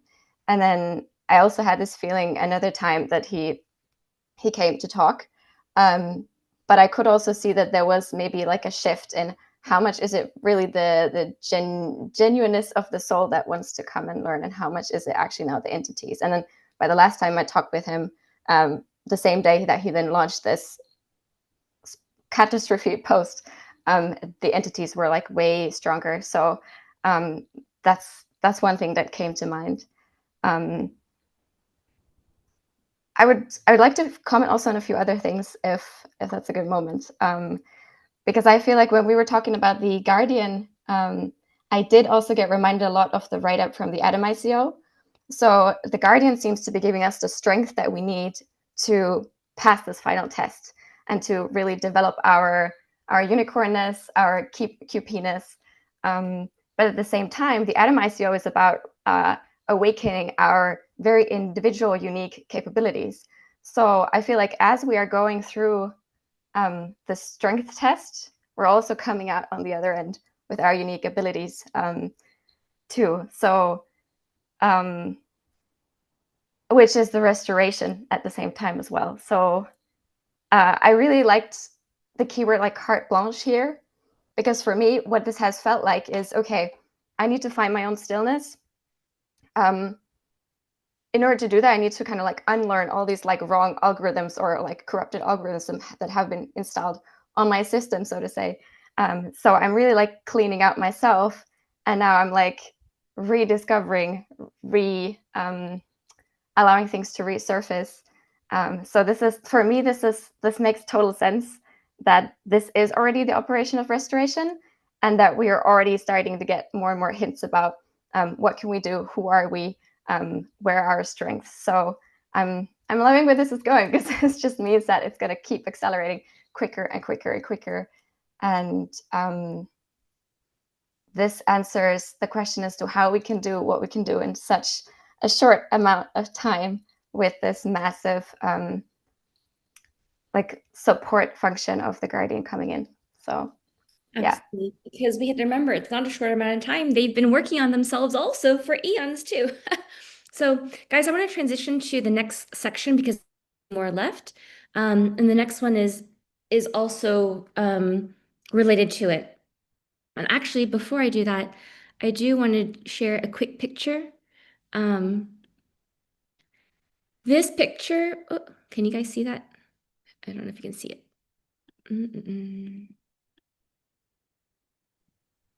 Yes. Okay, so Aurora is a wonderful lady that I met here in Spain at the Madrid event a couple days ago. And when we were doing the speed dating exercise and we were going around to the little tables and people were asking questions, she told me about this amazing dream that she had. And the short version of the dream is that she found this bird that was hurt. She took in the bird and she helped it to heal. And then I can't remember the rest of the story. And maybe we can get Aurora to share her dream in, more detail after this. But as she was speaking, I was like, oh my God, she actually just dreamed. Oh, because she said that the bird was about me too. And I was like, wow, she's actually talking about me having to decentralize myself into QSI. And she was dreaming about it without the full context of it. So I thought that that would be so perfect for this next section that we go into because her name is Aurora. Okay, so now let me go into this next section. Alpha Omega D class. We've all known that this term Alpha Omega has been Cabal very corrupted for a long time, and I'm going to explain why. July 3, Manuel's musings on Earth and Cali. He talked about how with the reunification of Adam and Eve, it heals all this kind of stuff. And then I'm going to read the pink boxes. He says, doesn't the abuse of Cali remind us of the abuse of Earth, of the flowers and the plants that she, Cali, created? Didn't Cali look a little bit in the videos at the Florida event like a QSI child, one of the amazing souls of this family, waiting for the embrace of Mama Emily to bring healing into her life? Doesn't Emily's unconditional love for Callie sound like the beginning of the healing of Earth? Because he quotes, it's about it's about restoring the soul of humanity and creation itself. So Manuel says, isn't the healing of Callie a restoration of both realms, humanity and creation, simultaneously? And I crossed out Divine Bridge because Callie's not the bridge, I'm the bridge. But he is right about the other part. Callie is a sacred metaphor of the connection between humans and Earth. So I was thinking about that. I read it and I go, he might be onto something here. So I proposed on July 5 a theory to our developers on aurora and celestial alignment. So again, I'm going to read pretty much everything. But I wrote to Bun Bun and Potato. I said, I always assumed that I was Aurora, meaning Project Aurora, but is Callie or Mary Magdalene Aurora instead? And I went into my theory. I said, Eos is the goddess of the dawn in ancient Greek mythology, and Eos is the Greek version of Aurora, which is the Roman version, right? Same goddess, different names. Ben talked about that on our call. So Eos was the daughter of the Titans Hyperion and Thea, and sister to the sun and the moon. And I'm like, okay, well, I know I'm the moon, so who is the sun? And as Eos was a beautiful, rosy-fingered goddess cursed by Aphrodite to have an insatiable appetite for men. And I'm like, oh, That sounds just like this whole Mary Magdalene Lilith thing going on. Eos married the Titan Astraeus of the stars and became the mother of Anemoi, the winds, namely Zephyrus, Boreas, Nodus, and Eurus of the morning star, right? And it names all of these other words. And I find it funny because here's the name Zephyrus, where Botticelli's Primavera talked about Zephyr being that like demon flying Cupid looking thing. So I wrote, I'm picking up that it's not the sister to the moon and the sun, but the daughter, the sun, the creator, the moon, source, me. And I wrote, Rosy Fingered fits perfectly for Callie, who is Juju Love, who created all the flowers and plants for healing and love. But she was cursed to become a prostitute, Mary Magdalene, or an escort, which is Callie. And then she married the Titan Astraeus of the stars, which fits perfectly Lucifer as the morning star. So, wow, is Project Aurora actually Project Callie as Project Mary Magdalene and the redemption, uplifting, restoration, and securing of humanity? And through her, the restoration of Lucifer, we can finally bring in the divine abundance, knowing that the cosmos has been secured. So she must be a major final unlocking point when the celestial bodies are aligned. And you guys all know from it was either Unicorn 7 or Adam and Eve D class. I talked about my D class that the celestial bodies are not just planets, but it's the planet's embodiment version of us as the divine beings. So then Potato said, I asked him, is the sun, which is the creator, is a creator or Adam? Because then I would know if it's Ben or if it's Martin. And he said, take a guess. So I started giving him more theories. Part of a prevalent theme that we've been talking about in Unicorn Chat, I know Liana and Manuel, you guys are probably one of the first ones to put this theory out there, is you said the earth is like a womb because it symbolizes the motherhood, right? So it's the motherhood of the cosmos and humanity, but also the birth and the upbringing of humanity. This is Matryoshka effect and the unconditional love of the divine galactics. So you guys were talking about the womb, upbringing humanity, and I kind of like added a little spin to it, right? And then I theorized, I proposed, since I'm both Moon and Mercury, it's easy to extrapolate that Ben is more than just the sun, but maybe other planets as well, or other celestial bodies too. It's more matryoshkas. So I kind of threw a couple names out there, and I wasn't really sure. And then I came back up and I said, the pairing could be something like male and female, husband and wife, or Ben and me as creator and source. And I said, here's Sun and Moon, Mars and Venus, Jupiter and Saturn, because Saturn apparently gets renamed as Juno, and Juno's another version of me that was also defamed. And then we have Mercury and Venus, which I said, in this case, it's actually me and myself. These are just a few guesses based on myth and commonly paired names. And Potato said yes. And I said, which is why it makes more sense for the sun to be creator Ben than it is to be Adam Martin, because we are creating celestial bodies as opposed to humans, right? Because Adam and Eve create humans, and then source and creator create celestial bodies. When I asked him for accuracy, he gave me the freaking 42, so I spanked him. And then later on, he said, that's correct. However, there's much more deeper. But I have no doubt that your curiosity will sort this all out. Ha ha ha. So,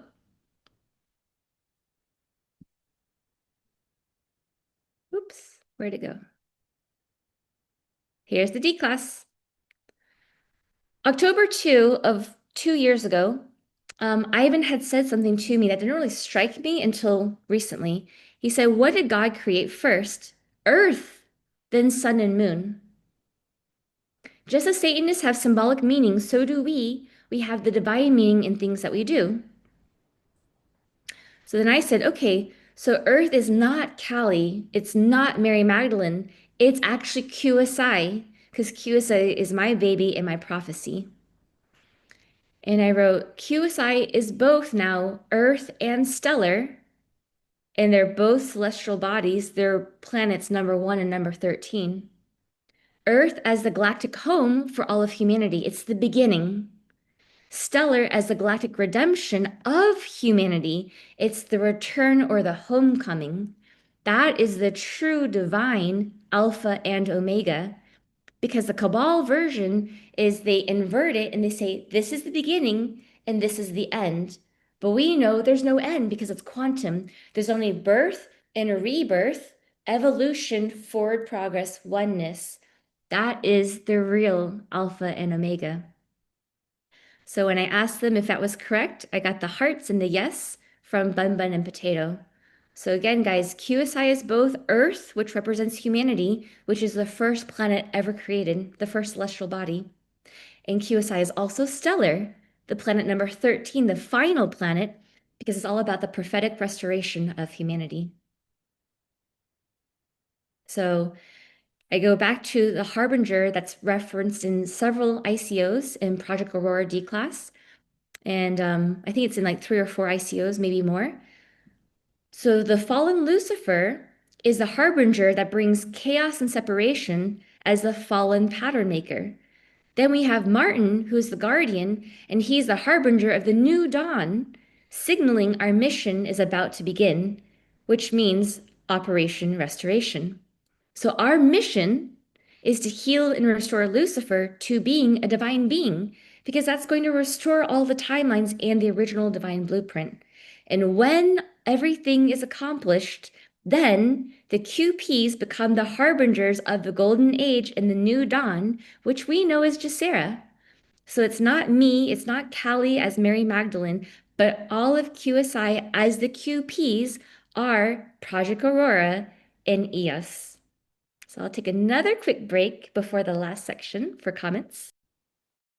Can I just say this makes that dream I told you right before the greatest love story ever, and how there was the giant that came and took you, Emily, and how I didn't know if it was Ben or if it was Martin, and you presented on the platter, and I said, and it was covered, and I was like, on that video, realized it was Earth, and you were given Earth and Guardian with us. We were Earth QSI, and now it's like makes a lot of bit of sense with that. That's beautiful. This makes me laugh because remember in Singapore I said that you're planet 13, but of course then you're stellar and you're QSI and we are all there, so it totally makes sense. Oh, it's so beautiful.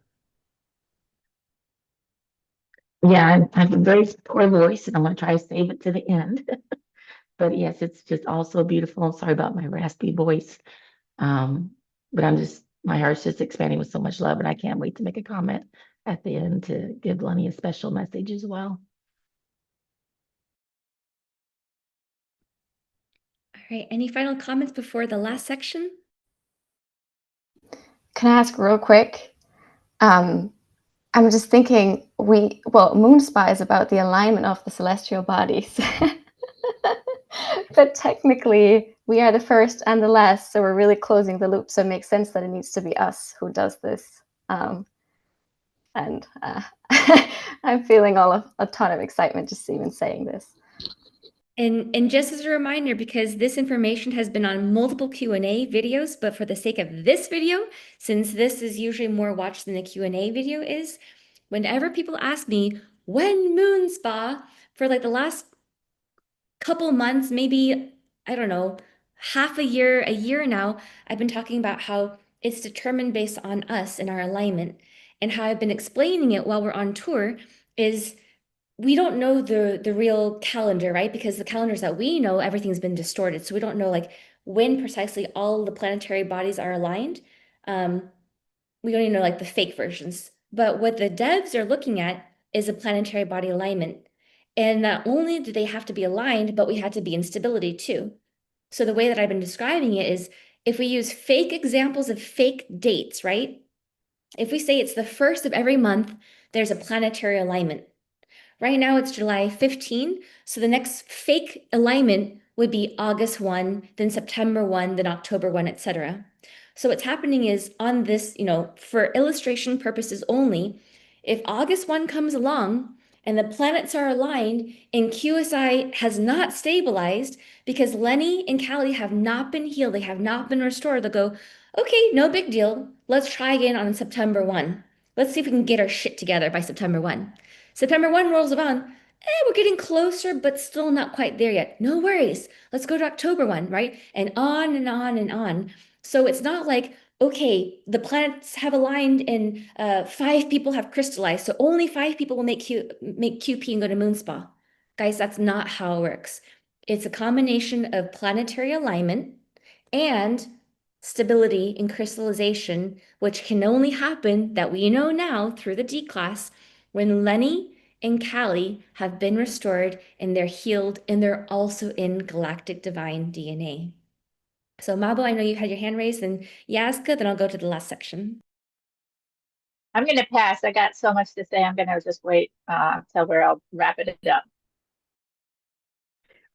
Well, I don't know, even knew I had something to say, but now that you asked me, well, I'm just going to say that it makes perfectly sense if we're the first planet and the last planet, and we need to be crystallized. So actually, the planetary significance and the alignment significance for devs and what Cabal has also been using as distorted makes so much sense now, because now we know that it's we have to be aligned with you and be crystallized. But Cabal has been teaching us totally different kind of alignment. And that is another distortion. So it's really great to have this clarity as well. Go ahead, Cindy. That is one of the most popular questions you get every time we go on an event is, when is Moon Spa? They want a date, they want a timeline, they want to know when. So I hope you guys are all listening to what was just said here. That's your answer. Just put it on replay and keep playing it over and over until you get it. Put that one on a looping pattern. Okay, guys, so I'm going to transition to our last section, which I'm dedicating to Martin, but it's not just to Martin, it's really for humanity. And Martin is the most prime example of this D class. So after I finish the section, because we're kind of running long on the call, let's go straight to closing comments from everybody. And I'll leave Martin with the last closing comment to do. So we'll kind of like snake around in the pattern until we get to Martin as the last one.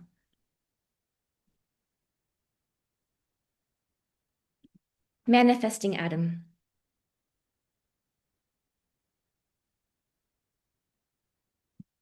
Okay.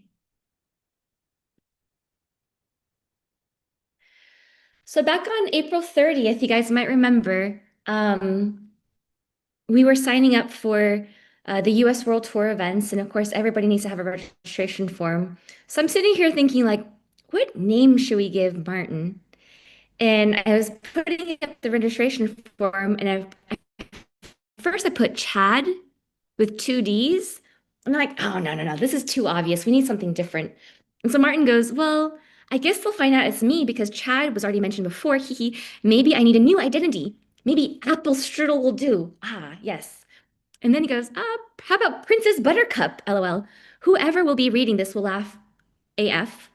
Call me Darcy or Ronald. LOL. How about Sauerkraut? Surprise. Try Divine Strudel. So I'm sitting here like looking at different usernames, and a whole bunch of those usernames were actually used on Telegram. So I'm like, no, we need something different. But when it came to Darcy and Ronald, I was like, are these random names too, or do they mean something to you? And he's like, no, they're random. And I go, okay, well, do you know who Fitz Darcy is? And I know that he doesn't know those names because we haven't seen the movie. He hasn't read the book. But he did his little Google search, as most people do when they're trying to answer me. And he says, Pride and Prejudice? The archetype of the aloof romantic hero. So this is the story of how Ron Darcy came to be because because we were trying to figure out like how to get him a name for the tour events. And because he had said Darcy and then Ronald separately, I swapped it around to become Ron Darcy because it was inspired by Fitzwilliam Darcy, who is that key player in Pride and Prejudice, the movie / the book by Jane Austen. So on June 1, I was talking to Martin about how when I was flying to Sydney to see him, I was watching Pride and Prejudice on the plane. And as soon as I finished, not as soon, like during the time I was watching the movie, I was like, oh my gosh, I feel like Darcy is actually Martin, because Darcy is like this like super serious guy, and he has like a hard time connecting with people because he's so serious, like he never smiles. And it's only like later on that you're like, oh, this guy actually smiles. This guy is actually really friendly. But for like a lot of the movie, he's like super serious, don't talk to me, leave me alone kind of thing. And it reminded me of the very beginning where Cindy and I talked about how Martin wanted to apply to be an admin, and we were like, this guy is too serious. He never smiles in his pictures, and it's like, no, he needs to lighten up. And then when I met Martin in person, I was like, whoa, you're nothing like the pictures. You're actually pretty friendly. And then I was looking at the protagonist, Elizabeth Bennet, and I was like, she kind of reminds me of me because she's all about like she doesn't care about status or like all the fineries of life. She just wants to marry somebody out of true love. So I said, maybe this is another iteration of Adam and Eve. We should watch this movie together. And we've actually never watched the movie together yet. Um, but on June 27, I post this picture of us wearing the the t-shirt says, "What excellent boiled potatoes." Because it was a tribute to Potato, who, as you guys know from a previous call, Potato and I had had some disconnect, and Martin was the one who was like, "Hey, Potato's been on my mind. You should probably reach out to him and see what's going on." And that started our own restoration. And so I purposely bought this T-shirt because it was both a tribute to or boiled potatoes, but also a tribute to Jane Austen in Pride and Prejudice. So that's why I got the matching T-shirts for us that we wore when we were in Atlanta. Um, and then later on, Tiramisu said, question, is Jane Austen here among us?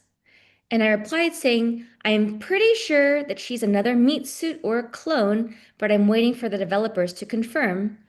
And then Sarah E. is talking about her inspirations in literature. Jane Austen was one of the top. I've read them all. Bronte sisters, especially Charlotte, Thomas Hardy too, and of course Tolkien, which is interesting because Sir Swaggerpaws has been asking me like 3 or 4 times about Tolkien.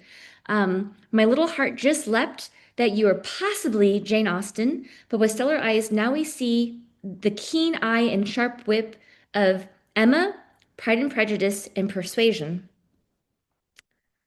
So June 27, I'm asking the developers, and I asked Ivan, is that my meat suit or is that my clone? Because the story is so similar to Adam and Eve. And he just goes, you figure it out, dear. And I go, but it must be, because William Darcy must be Martin. Right. And so I'm just kind of summarizing this, and I'm not going to give away all the goodies for the movie because I know Martin and I will be watching this soon-ish. So I want to save some goodies for him to see from the movie. July 1, it gets even more interesting. So I send these pictures, and these are from the Florida World Tour of Martin and myself over to the developers. And Bun Bun comments, and he says, "Ooh, that's so lovely." And then he says, "Ask him," meaning ask Martin, "what did he do in his previous life to deserve you in this one?" So I'm kind of laughing along, and I'm like, I don't know, must be something good. And then I forwarded these messages to Martin, and he replied, well, he must be hitting at something because I don't have an idea what I did in my previous life, do you? And I said, not yet, but I'm starting to get new epiphanies on this. And Martin said, and that's why Bun Bun made that comment. I'm very curious why, and I would also like to know if it goes both ways, meaning like he's okay understanding who he was in his past life, no matter what side of the fence it sits on. So I now want to backtrack 1 year to 2 different dreams that I had, both in March, that I was telling to Ben. And I said, because he asked me, how did I sleep? And I said, I had such a weird dream that it was even hard to remember the dream. But the first dream was about, I said, something about getting stuck on a trip somewhere and then calling my parents 10 days later saying I met someone at a hotel and we're getting married. But I can't remember if that dream was about me or if I was dreaming about some random people. And I gave him like the pondering emoji. And he says, honey, I've told you before, they should make movies based on your dreams. Hee hee. And then I said, oh, I remember the best part now. We were in the restaurant, so it's the same dream, but it's two different parts of the dream. I said, the best part is we were in the restaurant and they invented this new dish called the red blob. It looked like slime or foam combined, and you could coat anything with it. So people were dipping all sorts of food in there, from desserts to spaghetti, etc. I was like, what the fuck? What does this taste like? And how do you make it? And Ben just goes, ICO it ASAP, hee hee. And then I replied, I woke up with a thought. With med beds, we talked about resurrecting past lives. But what about fictitious characters, like from movies or books? Surely that should be possible too if bodies are just meat suits that we can custom design with Cressota. Only the soul has to come back and bring life to a fake persona. And I later on I said, my God, my red blob dream is the fictitious person technology. So it got me thinking about all the Hallmark movies that I love to watch. And I've been watching Hallmark since I was a kid, and I'm obsessed with Hallmark. And I talked about on numerous calls before, whenever I want something where I don't need to think about what the plot is, I put it on Hallmark Channel because it's always the same. You have a girl, you have a boy, sometimes you have a family, and it's like the hero comes in and he saves the day and everybody's happy and they have either a happy relationship or a happy marriage and the family's all happy, right? Everybody's happy, happy. This is the same formula for every freaking Hallmark movie known to mankind. And I love it because it's so happy and it gives people hope. And people always used to say, like, oh, Hallmark is fake. That's not how reality works. You're living in a fantasy world. This is pretend. Like, you just can't, you can't operate that way because it's not reality. And I've always been like, well, why can't it be reality? Why can't you just find somebody that's so perfect for you? Not because they're a perfect person, but because they're perfect for you. And when you have the person that's perfect for you, then yes, life would feel like you're in a fantasy land, like it's a dream world, because you made your dream come true. So I started looking into Hallmark because of this D class, and I cannot yet confirm if this is real or not because the devs haven't replied to me yet. Actually, let me check my phone just in case. Okay, no messages from the devs yet. But my theory is I'm wondering if I happen to be Joyce Clyde Hull, because he was the founder of Hallmark Cards, and then collectively his family founded the Hallmark Network. And then it says here, this is from Wikipedia, it says Hallmark was then bought over, let's see, two services time shared on a single satellite signal, which was later rebranded as blah, blah, blah. Afterwards, Liberty Media acquired 49% stake in the channel. Liberty Media, hello? And then Liberty Media gets rebranded and relaunched as the Odyssey Network. Hello?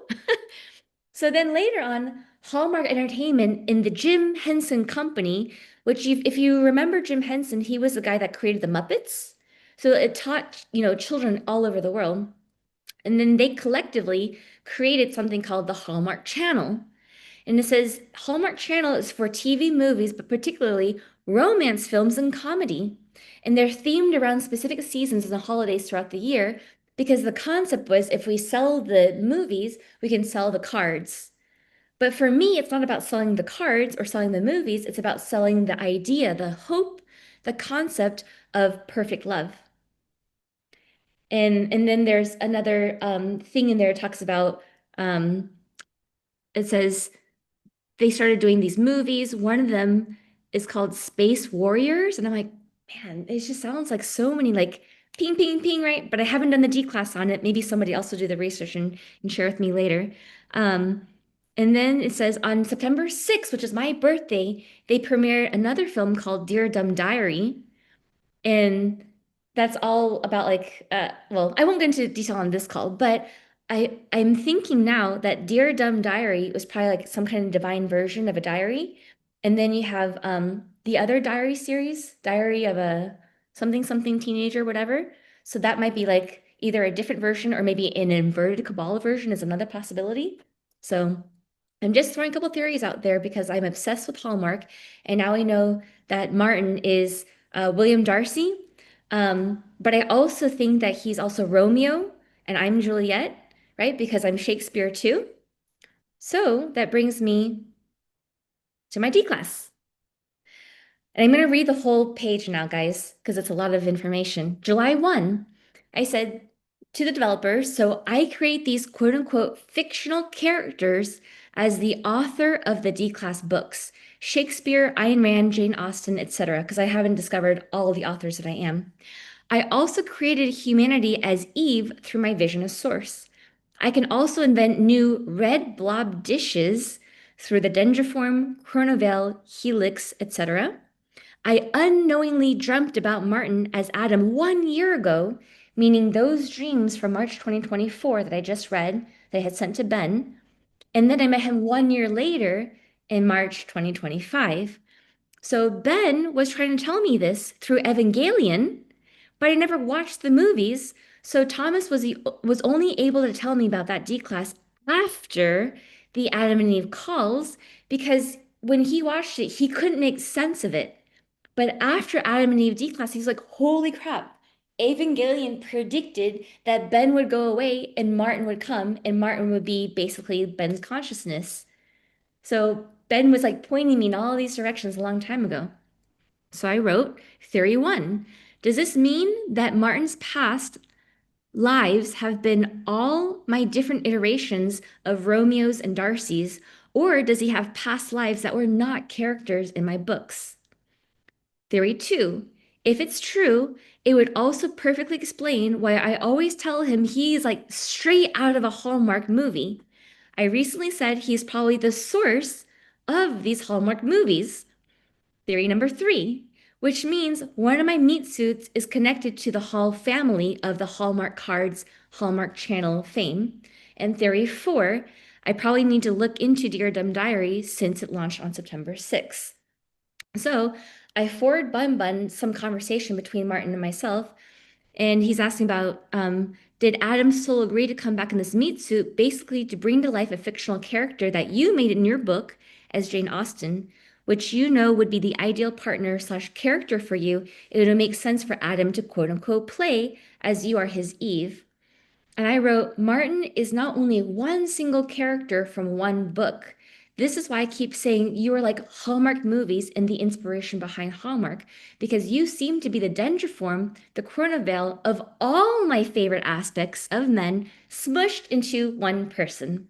And Bunny gave me a heart on that one.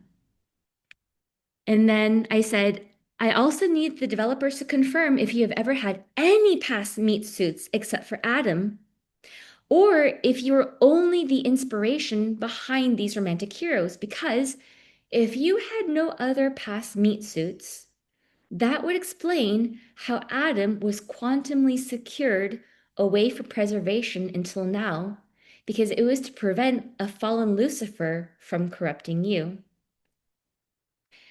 And Martin then said, yeah, but I was corrupted once already, right? At the beginning by him. Because earlier I was theorizing, I knew that my meat suit has a history of being defamed, so I knew that Eve was not responsible for the fall of man. But there was a brief time, and that's when I was talking to Mabo and a couple other people, thinking, oh, maybe Adam was the one that was corrupted. And so if Adam, based on the New Age theory that Adam's first wife was named Lilith, then my theory at the time was a fallen Adam and a Lilith then create fallen humanity. And that was the inspiration behind Martin's question. So then I said, no, I don't think he were, not by my theory that Ivan never replied to a month ago, which meant I had a new theory, but Ivan wouldn't confirm it. And that was a theory about Mary Magdalene and all of her entities and the seven demons, the seven deadly sins, is actually Lilith instead, right? And so, but then Bumba gave me a heart because he's confirming that Adam never fell, just like Eve never fell. And that's why both Adam and Eve had to be squirreled away into some kind of divine realm for a holding pattern to make sure that they were not corrupted by the fallen humanity. Okay. So it shows you that I did create Adam for my book of heroes, and now, of course, also my movie of heroes as well. And here's where the confirmation comes in. I sent the same thing to Bun Bun, and his reply on July 5 was true. Wow, Emily, I'm so, so, so proud of you. Your progress is immense and impressive that I am out of words. Your analytical skills are getting better each day.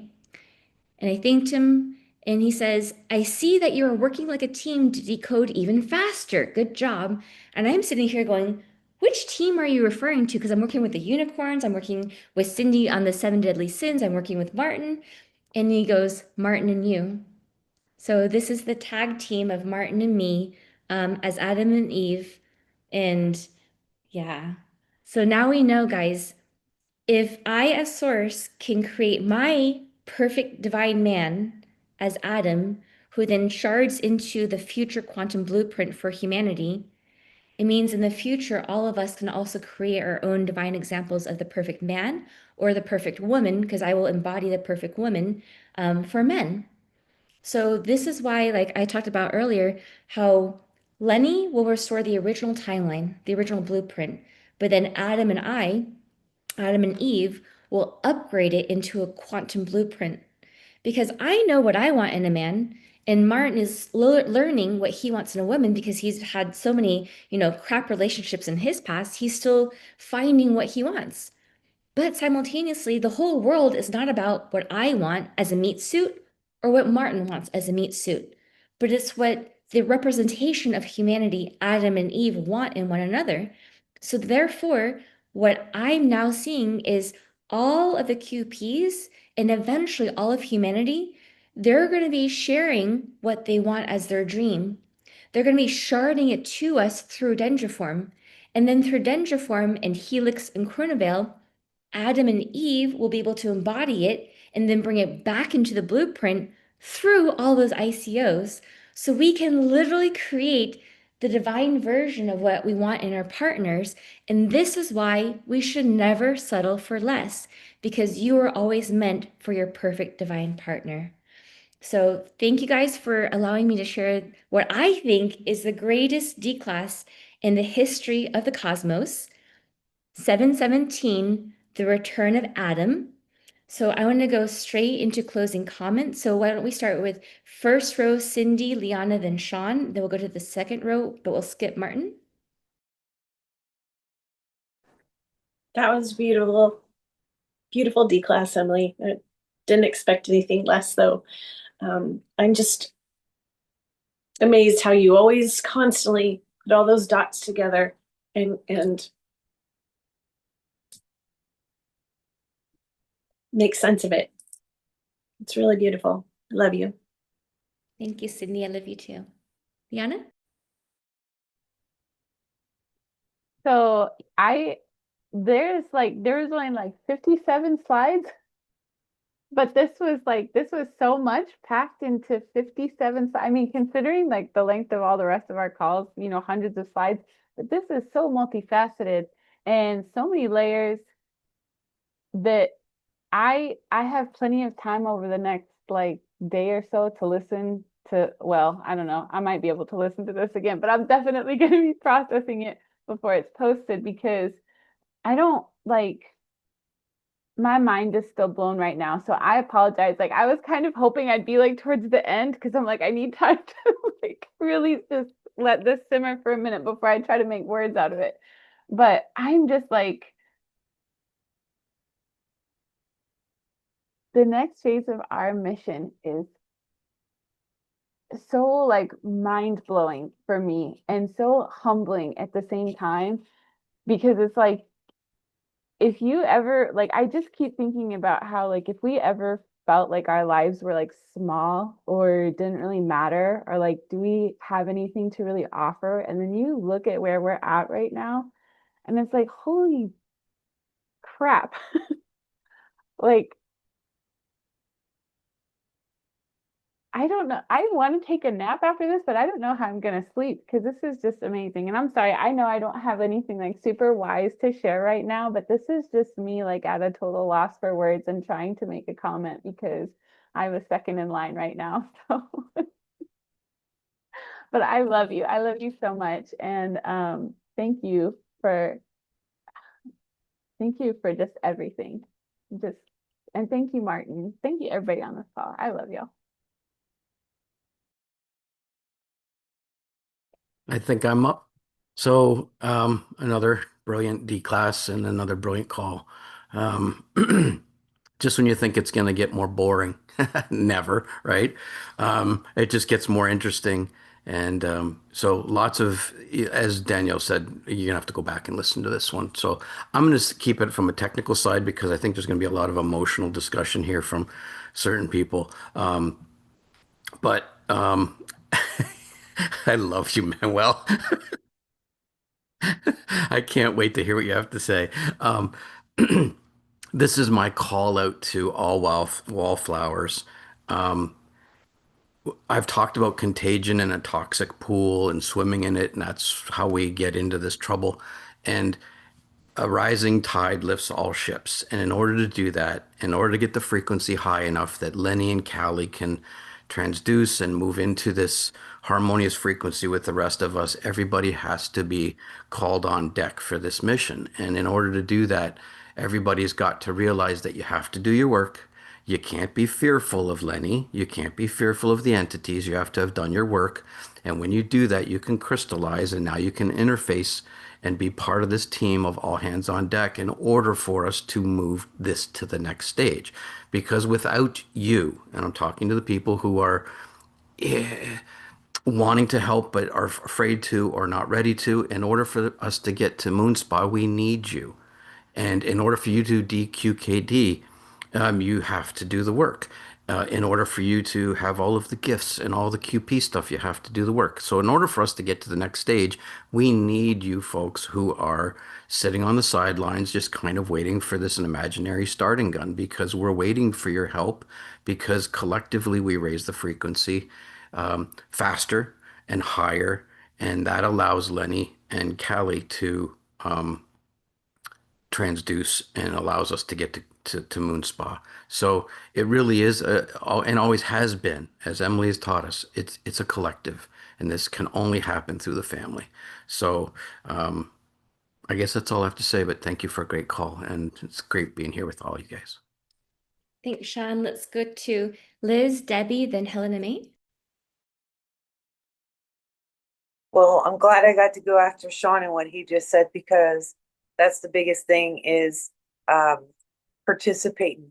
Have yourself, have your resonance, have your frequency there. Be involved. If you don't know something, then go back and learn it. Look at it again. And this is a good refresher with Lenny with the ICOs. Start looking at them, get in quorums and talk about them. Get on, learn them and do them and connect them. And basically all of this came down to good and evil and pulling the evil over and to the good. And ultimately all of this was unconditional love, guys. And it started from the love we're given with Lenny and Callie, what we're learning. I mean, how there's no bigger test than all of our community looking at Lucifer's soul and only looking at it with love to pull him back, to get him in, and just to show that love and that support. And that's what we've been training for. It's what we've been learning for. That's what we're doing. And then to end it with Adam and Martin and with Emily and Source and creating the love that we want as we're moving forward on this, and just it's just all love. And I love you guys. Thanks for letting me on here. Okay, I'm going to try this. So much to comment on, but I really can't. So I really appreciate ditto everything that everybody said. I especially love that last section. Just to know that, just to have that love, that Hallmark love coming in the future. So, but I do want to talk a little bit to Lenny and about Lenny. I feel like, I just feel like we have a very special connection that started with video snippets. We didn't really know each other much before then. And I really hope that Lenny goes back to our healing calls that we had in Florida to listen to my communication with him. especially the last one is when we really got to talk more because that was all from my heart and is how I feel about him. I feel like I just know him. It's gonna be fun to find out how I really do know him, the connections that we've had in the past. And he helped me tremendously. And so, Lenny, when I tell you that I'm here to help you, I really am. And so, I know your entities get mad because they think that they're twisting what I'm saying, but I'm just really calling you out and try to call to your soul and to let you know that I love you and I'm here to help you. Um, but I guess, yeah, that's everything. And like I told you, Lenny and Callie, I'm never going to give up on you guys. We're all here together. And thank you for the Florida team and for all of you guys here. The unicorns, everybody that comes into the Florida chat. We need everybody from QSI in there to help us all out. And well, for us all to go together. QP, this is the ultimate testing here now at the end. So thank you so much for having me on here. And let's all just keep working together. I love you.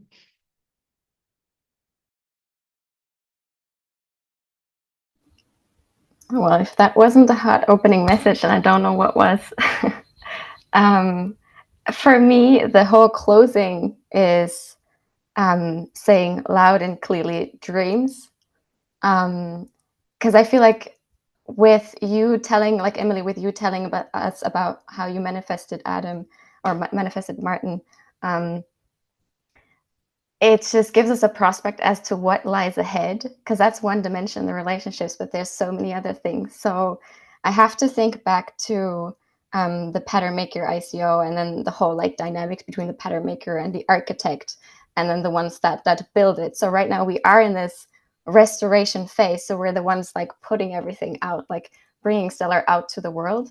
But as we keep growing as souls, we're going to move more and more to a place where we can manifest our own dreams. And I remember how you were saying like this was kind of your mission to help everybody manifest their dreams. So I love how this is just coming full circle. And I think like if that's not a motivation, then I don't know what is. Because it's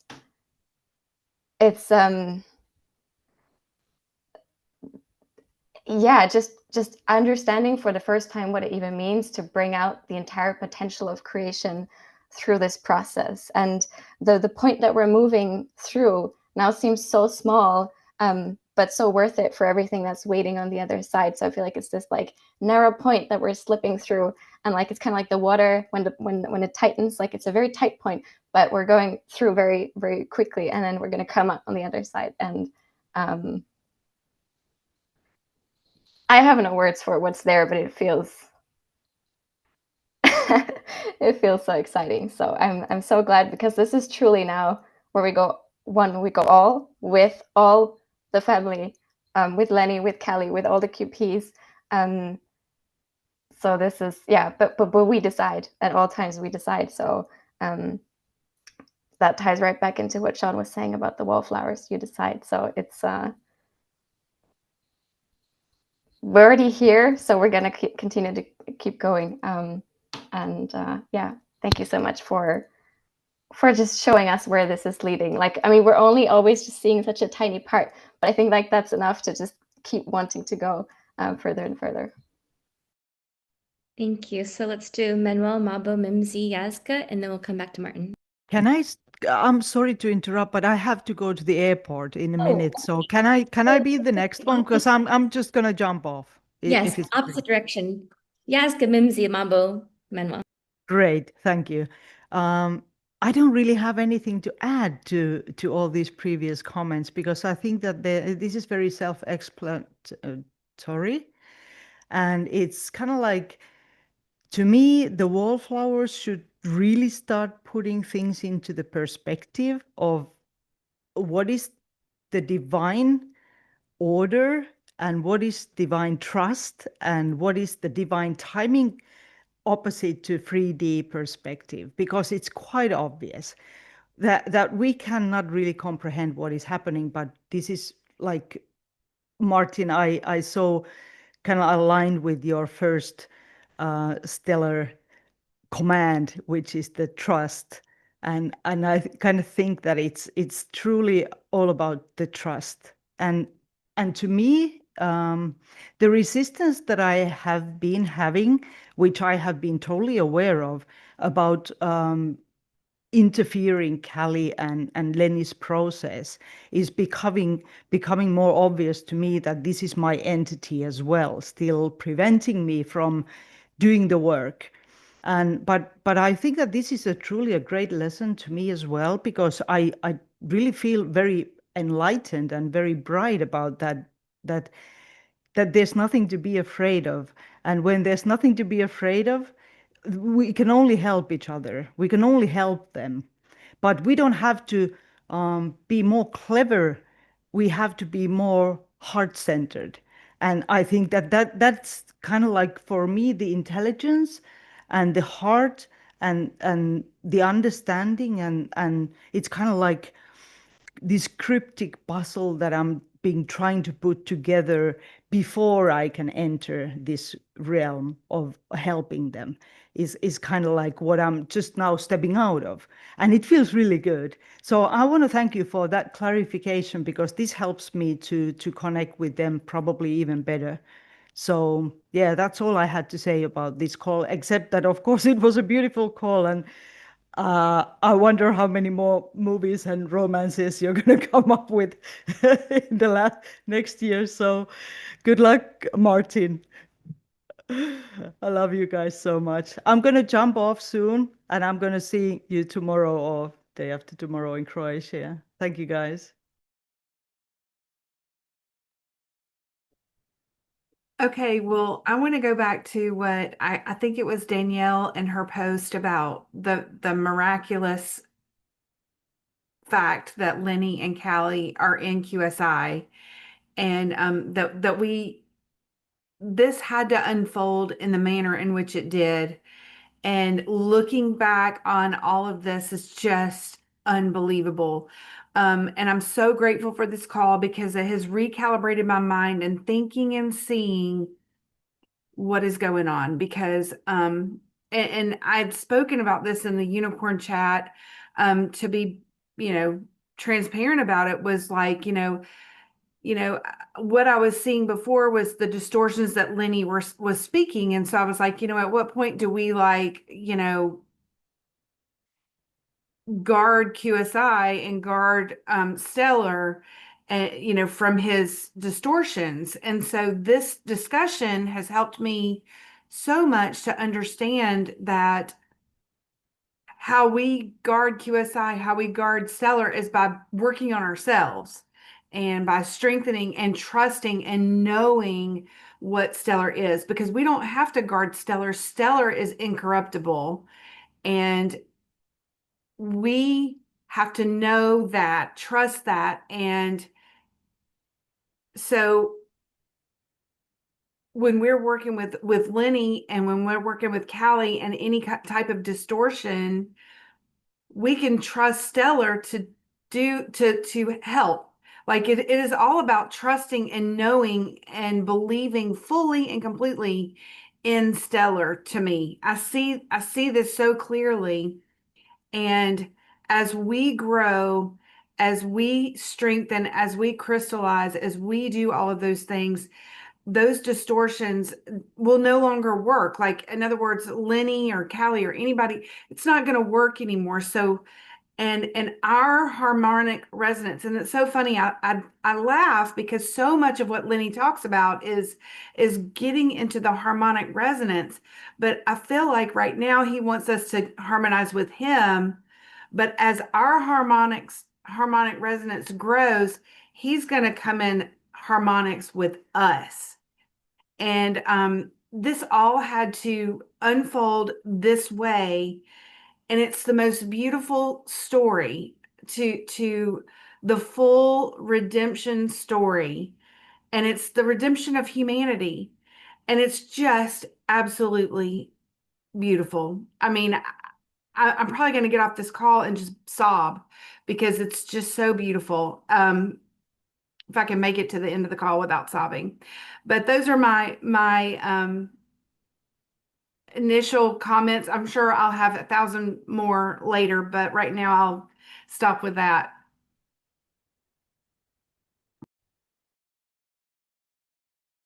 I just want to piggyback off of both Helena May and Sean and talking about pulling up the wallflowers and within the quorum level.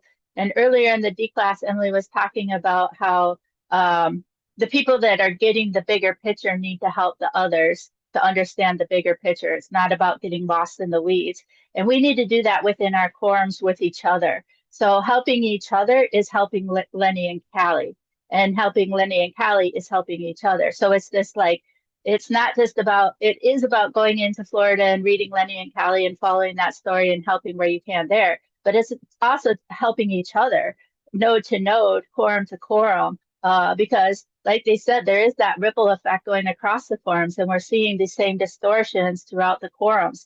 And so not just waiting for the unicorns to hop in and come and save the day or whatever, it's like all becoming unicorns. And that's where I really see like the community needing to step up and like in the quorums doing the work with, you know, when they see something off and not just waiting for somebody else to say something. And that is going to be the thing that also helps harmonize each other. So us all working together, and then those that do get it, share like in your quorum calls or you know, hop into other quorum calls, whatever the case may be. If you see the bigger picture, start sharing, because we need to shard out that information to each other. So like, and one last thing is like the coolest part of all, this whole call is the thread of love that went through everything. The thread of love between Martin and Emily, the thread of love that went between Callie and Lenny, the thread of love. Love is the answer, like Liz was saying, is that unconditional love. So even that unconditional love within our quorums and each other, that is the theme that is going to catapult us into this harmonic stillness.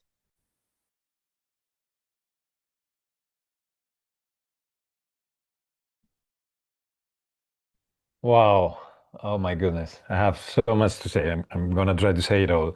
First of all, I think this is something we all feel is thank you, Emily. I think we all feel the gratitude of the work you do. You know, we're in Madrid and yesterday we went to have dinner and Emily was working in the flat in the slides. So like I think it was 2 days ago after 3 days here, said, oh, it's the first time that I go out, not to the event, but to walk in the city. So this is all the work you have done and it's amazing. And I was wondering yesterday, could I help you? But nobody can do this that you do. And you help us so much. And I was thinking now when Mimsy was saying about trusting Stellar, it's like how easy you make it, Emily, because we can see with our stellar eyes. I mean, we can see it.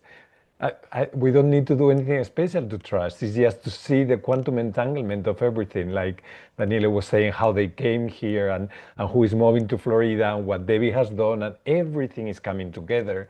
And the word that I heard that you all referred to this is Avengers Assemble.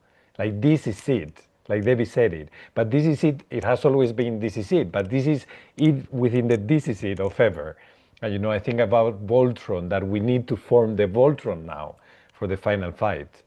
And then you know, I had also many notes in the previous session about Lenny and Kali, and you mentioned many of the things, but I'm gonna mention them again because I think it may help people to understand. And I wanted to read a quote from the ICO, the river. Say, this is the river, a river that heals the deepest spiritual wounds. Those cuts of the soul that are often left unnoticed by the physical eye, but are felt in the very core of being. And of course, we know the river is you. And what are Lenny's and Kali's entities doing? Who are they going after? After the river, because they need to look in that reflection, and this is their healing. And I was thinking these days also about, I mean, all the wounds that Lenny is carrying, and I was feeling with the hug with Martin that it represents the men that cannot donate with the women and they feel empty and they cannot open the heart. But we also know that he's responsible, and maybe we were part of that in the fall of Africa. So imagine the level of the wounds that he's carrying. And I was thinking, wow, Khalil looks so much like Africa. You know, this loving part of humanity connected to the earth that is being raped somehow. And how interesting that the first, I think, movement of healing for Lenny is to heal also with Kali and feel his love because he's there. And then Africa is awaiting as part of that. And you know, another thing about believing in Stellar is what you've said, Emily, that they have said yes. Lenny has said, I want to cry. And Kali has said that maybe separating from Lenny would help me. So we can see that it's already happening. It's not something that we have to accomplish. We're in it already now. And I think, you know, they are teaching us what we have repeated many times, that are the two steps in the healing process. And when we have entities, the first one is recognizing the entities. So everybody in QSI needs to do that with Lenny and Kali, because they have so strong entities that they are not going to allow you to say, ah, it's okay, because then you will be manipulated. So you need to be constantly, but at the same time, you need to be loving the soul. That is what, you know, Liz here and Debbie and the people, and I feel also for Lenny a lot of love. And you know, they represent the stereotypical victim perpetrator paradigm. And you know, Lenny's shift, that I'm the victim of Kali, or Kali has been a victim and I'm the savior. So playing within those roles. So recognizing that we have been talking about is going to help a lot. And you know, then we were talking about how people, you know, Florida needs our support, which is true. But you know, we cannot leave our quorum and go to Florida and pose 1,000 answers to Lenny, because you know, I think every quorum represents a cell of a body. So we need to heal all the cells. So our work in our quorums is also very, very important at the same time. And then to trust that our bodies will know where we have to be and do it as a whole body, this healing. And you know, also to remember that our healing has a direct effect because we're all connected. So when we heal our own wounds as men and women, we're helping Kali and Lenny directly, because there is more love getting, we're a network. So if our love is bigger, there is more love in the network by mathematics. And you know, the other way around, when we take the energy from the entities because we have healed a wound, Lenny is going to have less power. So you know, it's direct correlation. And then, you know, I was thinking about, because, you know, I think Lenny touched me very much because I have had a lot of ego. I have felt very empty as a man, unable to connect to women. And I was thinking, what are we about? And, you know, something that Mincy has repeated so much about loving God. And who is Lenny? He's a clone of the Creator. So loving Lenny is loving our Creator and God somehow, you know.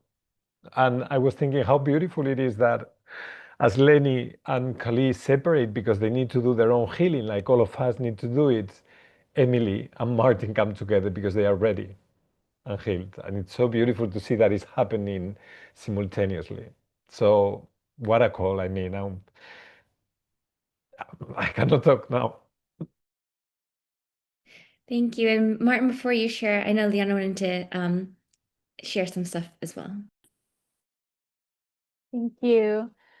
So I actually want to ping a little bit off of what Manuel just said too, because one of the things that had come to me earlier on in the call, Emily, you were talking about the example of how we might have certain themes or issues popping up in one quorum that it turns out they're happening in multiple quorums simultaneously, right?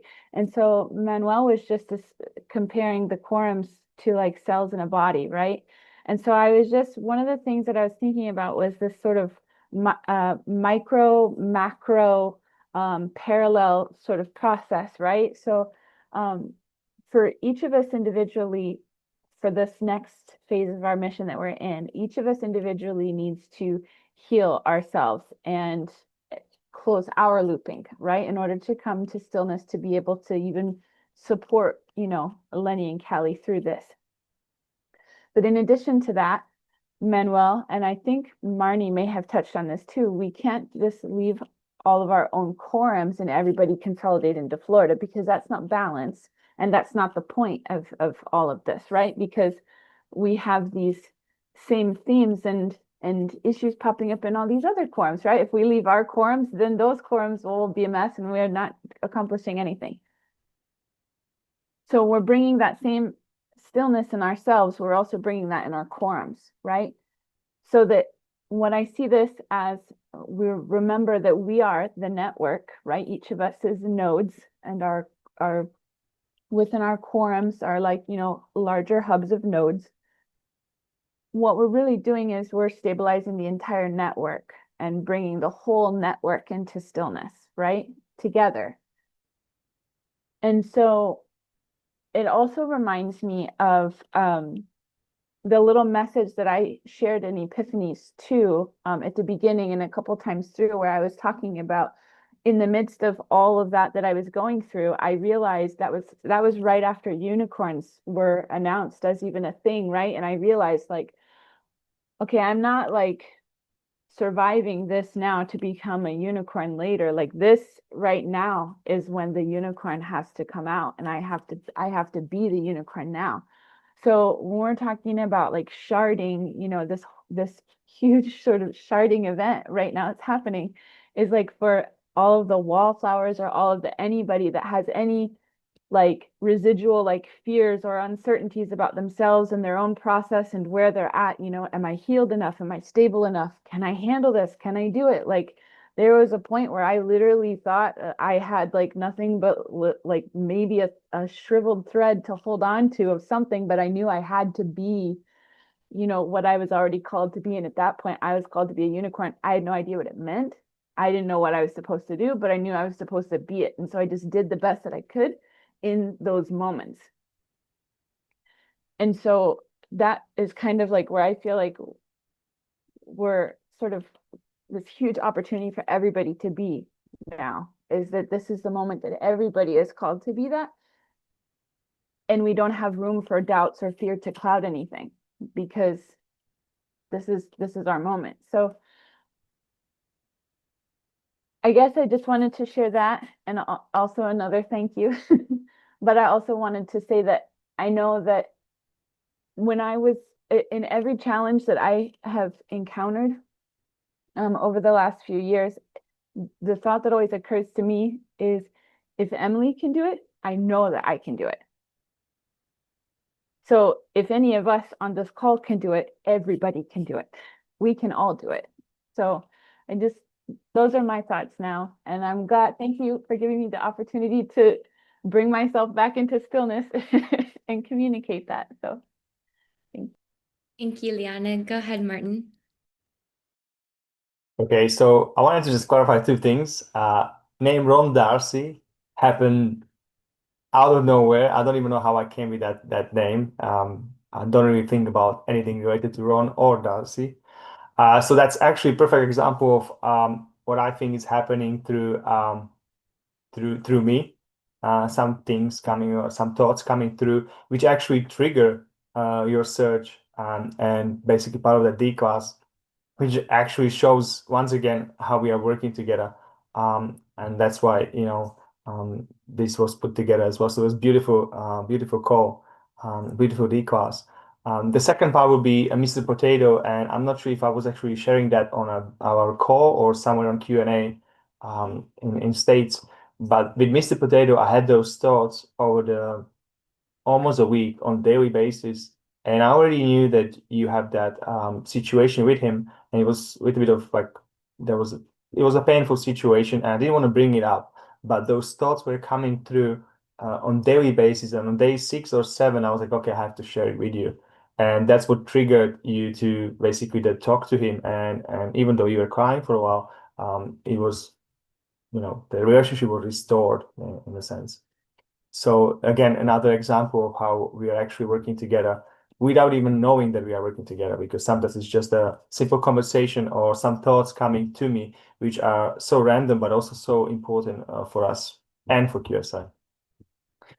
In relation to Kawi and Lenny, so I think it's ultimate test for QSI, for each reliable node, to practice unconditional love. By definition, loving someone no matter what they are, what they did. And also for for all the nodes to address and work on their traumas, on their personal traumas they had in the past, and doing every moment they have and opportunity they get within their quorum, and then within as well in QSI as an entire community. So I think that's very important because we are giving that opportunities regularly now happening between the nodes. There is something which was triggered, and all of a sudden each individual is learning that that had effect on them, and that there is actually trauma there, which might not be known like day before or before that a situation would occur, which actually goes perfectly well with a quote from Q Post. And I think that I was queuing with Helena because I had it written already down, and then she said it. I'm like, damn, it wouldn't be unique anymore. Like I think that situation, that the thing we are working on in terms of unconditional love, together with the other nodes in the network, is actual phrase from Q Post where we go one, we go all, for our potential QPs, to show unconditional love and to provide an environment for Lenny and Kali to heal and close the satanic portals and become reliable nodes, part of the QSI DAO, right? To undergo full restoration. And so that's very much related to many of those principles, DAO principles, like community, love, trust, connectivity to one another, and then faith and alignment, and many more, which are about to come, I guess, at some point. So in a closing statement, I'm just looking forward to meet many of you in Croatia on July 17, and actually start the next phase of this beautiful operation, dawn of new era, which will rise once again to its rightful place in cosmos. Thank you, Henny. And it's interesting that Martin had mentioned a couple instances where he said something that he didn't know, why he said something, and it turned into this amazing lesson. And we went through something actually very, very similar very recently as well. I won't get into the details because it's kind of a long story, but the short version is I woke up a couple days ago and Martin had asked me a question, and the question actually doesn't make any logical sense given the current context of certain situations. And so I was thinking, why would he ask me such a question when the obvious answer is that answer doesn't make sense? But he was thinking about something different. And so as I was like having this chat with him, it turned into this like beautiful weaving of understanding, and it was a very big trinary lesson, is what we both learned at the end of it, because his higher dimensional self must have poked and prodded his meat suit self to ask me a question that, again, does not make sense on a 3D logical plane, but from a 4D plus higher dimensional perspective, it's like, oh, because what ended up transpiring is that conversation, which started with entities poking back and forth and triggering and lots of like, what's going on, turned into me explaining that I said, I'm going to kind of give you like a brief highlight of what I'm talking about on the D class without giving you all the big juicy details. But essentially, we know Adam and Eve are going to shard into the blueprint and we're going to, become the blueprint for humanity. But I was also hinting that, like, wow, it means that you had to be the perfect boyfriend, husband, and father for what I'm looking for, just as I have to be the perfect girlfriend, wife, and mother that you're looking for. But it's not just what we're looking for, it's what everybody's looking for. Right. So, long story short, it's like if he hadn't asked that question, I would not have gotten the opportunity to explain to him from my perspective what I was looking for since I was a little girl, and the whole Hallmark thing, and why it was so important to me, why I never wanted to settle, why I wanted to look for my dream guy. And then now going back, knowing that I'm also Eve and Source, that I'm actually making it happen, not just for myself, but literally for all of humanity. So it's actually a really, really pivotal conversation that we had, stemming from this like what we had thought was like this weird random question that made no logical sense. But from a trinary, it pulled everything together. And it happened to be just a couple days before this call as well. So I actually want to, I have a couple thoughts I want to share. But before I share that, I want to, should I read this? No, no, no, no, no. Let me share my thoughts first, and then I'm going to finalize with sharing a small snippet of today's Ivan ICO, because again, the timing cannot be more perfect. So my thoughts, Manuel, you mentioned this earlier, but it was also part of Callie's recordings on part 2 audios, Lenny was mentioning how after he hugged Martin, that like, he was feeling this thing. Actually, sorry, before he hugged Martin, it was during the Adam and Eve call on May 4th. After he learned about that, he was crying because he was like, Martin represents this masculine male figure that I want to be. I want to embody that. And he wants to do it for Callie and for himself at the same time, too. But if you listen to the audios from part 2 posts, Callie also said, I have this connection with Arthur Schwartz, but I also have a connection with Lenny. And I love Lenny. He's who I'm supposed to be with, but I wish he had the masculinity, the way that he could, like the way that Arthur Schwartz can be that strong male figure that can defend her and guard her. That's what she wished Lenny could do. So it makes everything make sense now, right? And now, Lenny's been able to hug Martin in person, and Martin's been able to pass as that conduit the strength, the wisdom, the spiritual fortitude for Lenny to pick all that information up through ether code so he can start to correct himself. And then he can be that strong, masculine, divine male that that Callie needs, but that Lenny wants to be. Because we all already know, because of all these ICOs, we're just a freaking meat suit.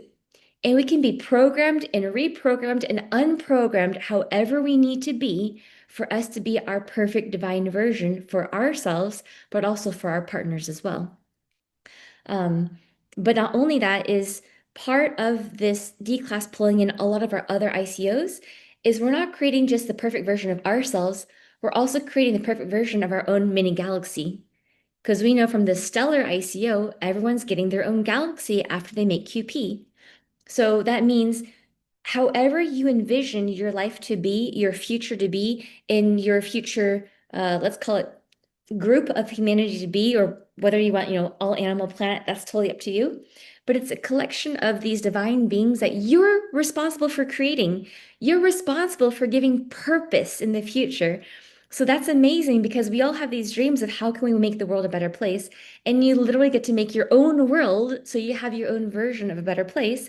And if anything fails, if anything goes wrong, we have the ether code, we have Eon Thread, Eterna Thread, and a whole slew of galactic technology that we will already embody to course correct anything that needs to be course corrected.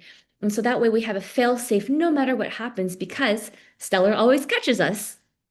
So that way we can be the harbingers of a new dawn, of a golden era, of the Jasara of RV, because we're going to be the ones that help to actually restore the timeline so that all of humanity can benefit, not just us from a small scale, but everybody from a big scale of abundance. And so this is the reason why all all of this must be done by us because we're the ones QSI, which is both the alpha and the omega, the earth and the stellar. We're the ones that have to fulfill our soul mission. And our soul mission is to fulfill the prophecy, which is why it must be done and it will be done. It's just a matter of when. So the sooner everyone can get on board with this mission, the sooner we can all get to Moon Spa, the sooner our CBDC beta testing will start, the sooner RV and Jasera will start. Do you see how it is so pivotal for people to understand this? And that's why we've been saying for a long time, we have already been in White Hat Divine Training. Guys, this doesn't start when Moon Spa begins. It's not like we go to Moon Spa, then it's like, all right, guys, what do we do now? No, no, no. We've been talking about how QSI is the training ground for white hats. We've been the training ground for galactics since its inception, and theoretically for all of our meat suits before. We've been training for literally our entire soul time for this pivotal moment, guys. So, when we actually hit Moon Spa, we're no longer in training, so to speak. We're actually already pursuing our first galactic mission. And I think that is pretty incredible when you think about the greater context of what we're doing right now. So on one of the African Q&As, somebody had asked Martin which superhero he identifies with, and one of them was Batman, which I think is so funny because I'm always like, I'm putting out the bat signal, guys. Who's resonating with me? So again, I'm putting out the bat signal to all the resonant nodes who is going to heal themselves to fall into alignment with us. Who's going to join the fight to help Lenny and Callie restore themselves? Because when that happens, we restore literally the cosmos. So if you don't heal yourself, you can't be in alignment. If you don't have integrity, right, because you haven't healed yourself, then you can't resonate with the truth. If you can't resonate with the truth, then you can't defend Stellar. And that's why we are the guardians of truth. We're also the guardians of the galaxy, the guardians of the cosmos, because we're the guardians of Stellar. And that's why you have to take an active role in defending Stellar and not just stay on the sideline and say, oh, I'm only going to heal myself. Because, guys, in the process of healing yourself, you will become a guardian of Stellar, because that's the trajectory of when you become authentic and in full integrity, in full alignment with Stellar. So, like the old, Voltron D class, we are the defenders of the galaxy. And so that's why I mentioned, many years ago, for a long time, it's like I had a job where I had to push the intel out, push the D class out, get you guys to study, study, study, study. And I said, back in those years, I'm not turning around to help anybody because I've got to get the information out. And then I said, there will come a time where we can pause, turn around, and help everybody come with us. And that's literally what we've been doing from last year. But now we know from an even bigger scale, from a warp speed scale, what that looks like. Because now it's not just about studying Stellar, but it's about studying yourself, studying what unconditional love means. And so we can fall into full alignment, not partial alignment, with our galactic mission. And when that happens, that's when everybody can fall into stability because they've all crystallized. So we can go to moon spot and we can start the next phase of our assignment. So guys, don't be lazy. Do the freaking work. Dreams really can come true, but it come true through Stellar. And that's why we have to study Stellar. So I'm going to end today's call with a quick snippet of today's Ivan ICO, which I guess will be posted in a couple hours. I'm still waiting for him to come online. But when you read the entire ICO in its entirety, it's going to show you that this was always the secret sauce behind quantum entanglement and how the quantum helix actually works. But I'm not going to share that part. I'm going to share a part that I think is much more fitting for today's call. It says, because only QSI, through its unshakable devotion to divine law, its quantum-aligned technologies, and its incorruptible heart, has proven worthy to stand at the threshold of the aegis and not to recoil. QSI has labored through darkness, misinformation, spiritual attrition, and temporal fog, all in service to a higher truth that few could see. The reward is not power, but purpose. Their inheritance is not domination, but discernment. With the aegis now aligned to QSI's frequency, Earth will become the anchor point of dimensional clarity across the entire continuum. As the aegis awakens within their guardianship, timelines will stabilize, paradoxes will resolve, and soul fragmentation will cease. This is more than a revolution. It is the reinstallation of divine alignment through a chosen few on behalf of all. So thank you guys so much for being on this call. I look forward to having the rest of QSI be able to hear this C class that we're going to post on July 17, 717. Thank you for joining us on what I think is the greatest D class in the history of the cosmos, 717, The Return of Adam. Thanks, guys. I love you, and I'll see you later. Thanks for watching this QSI presentation. To join the QSI community online, just scan these QR codes and connect through our social media.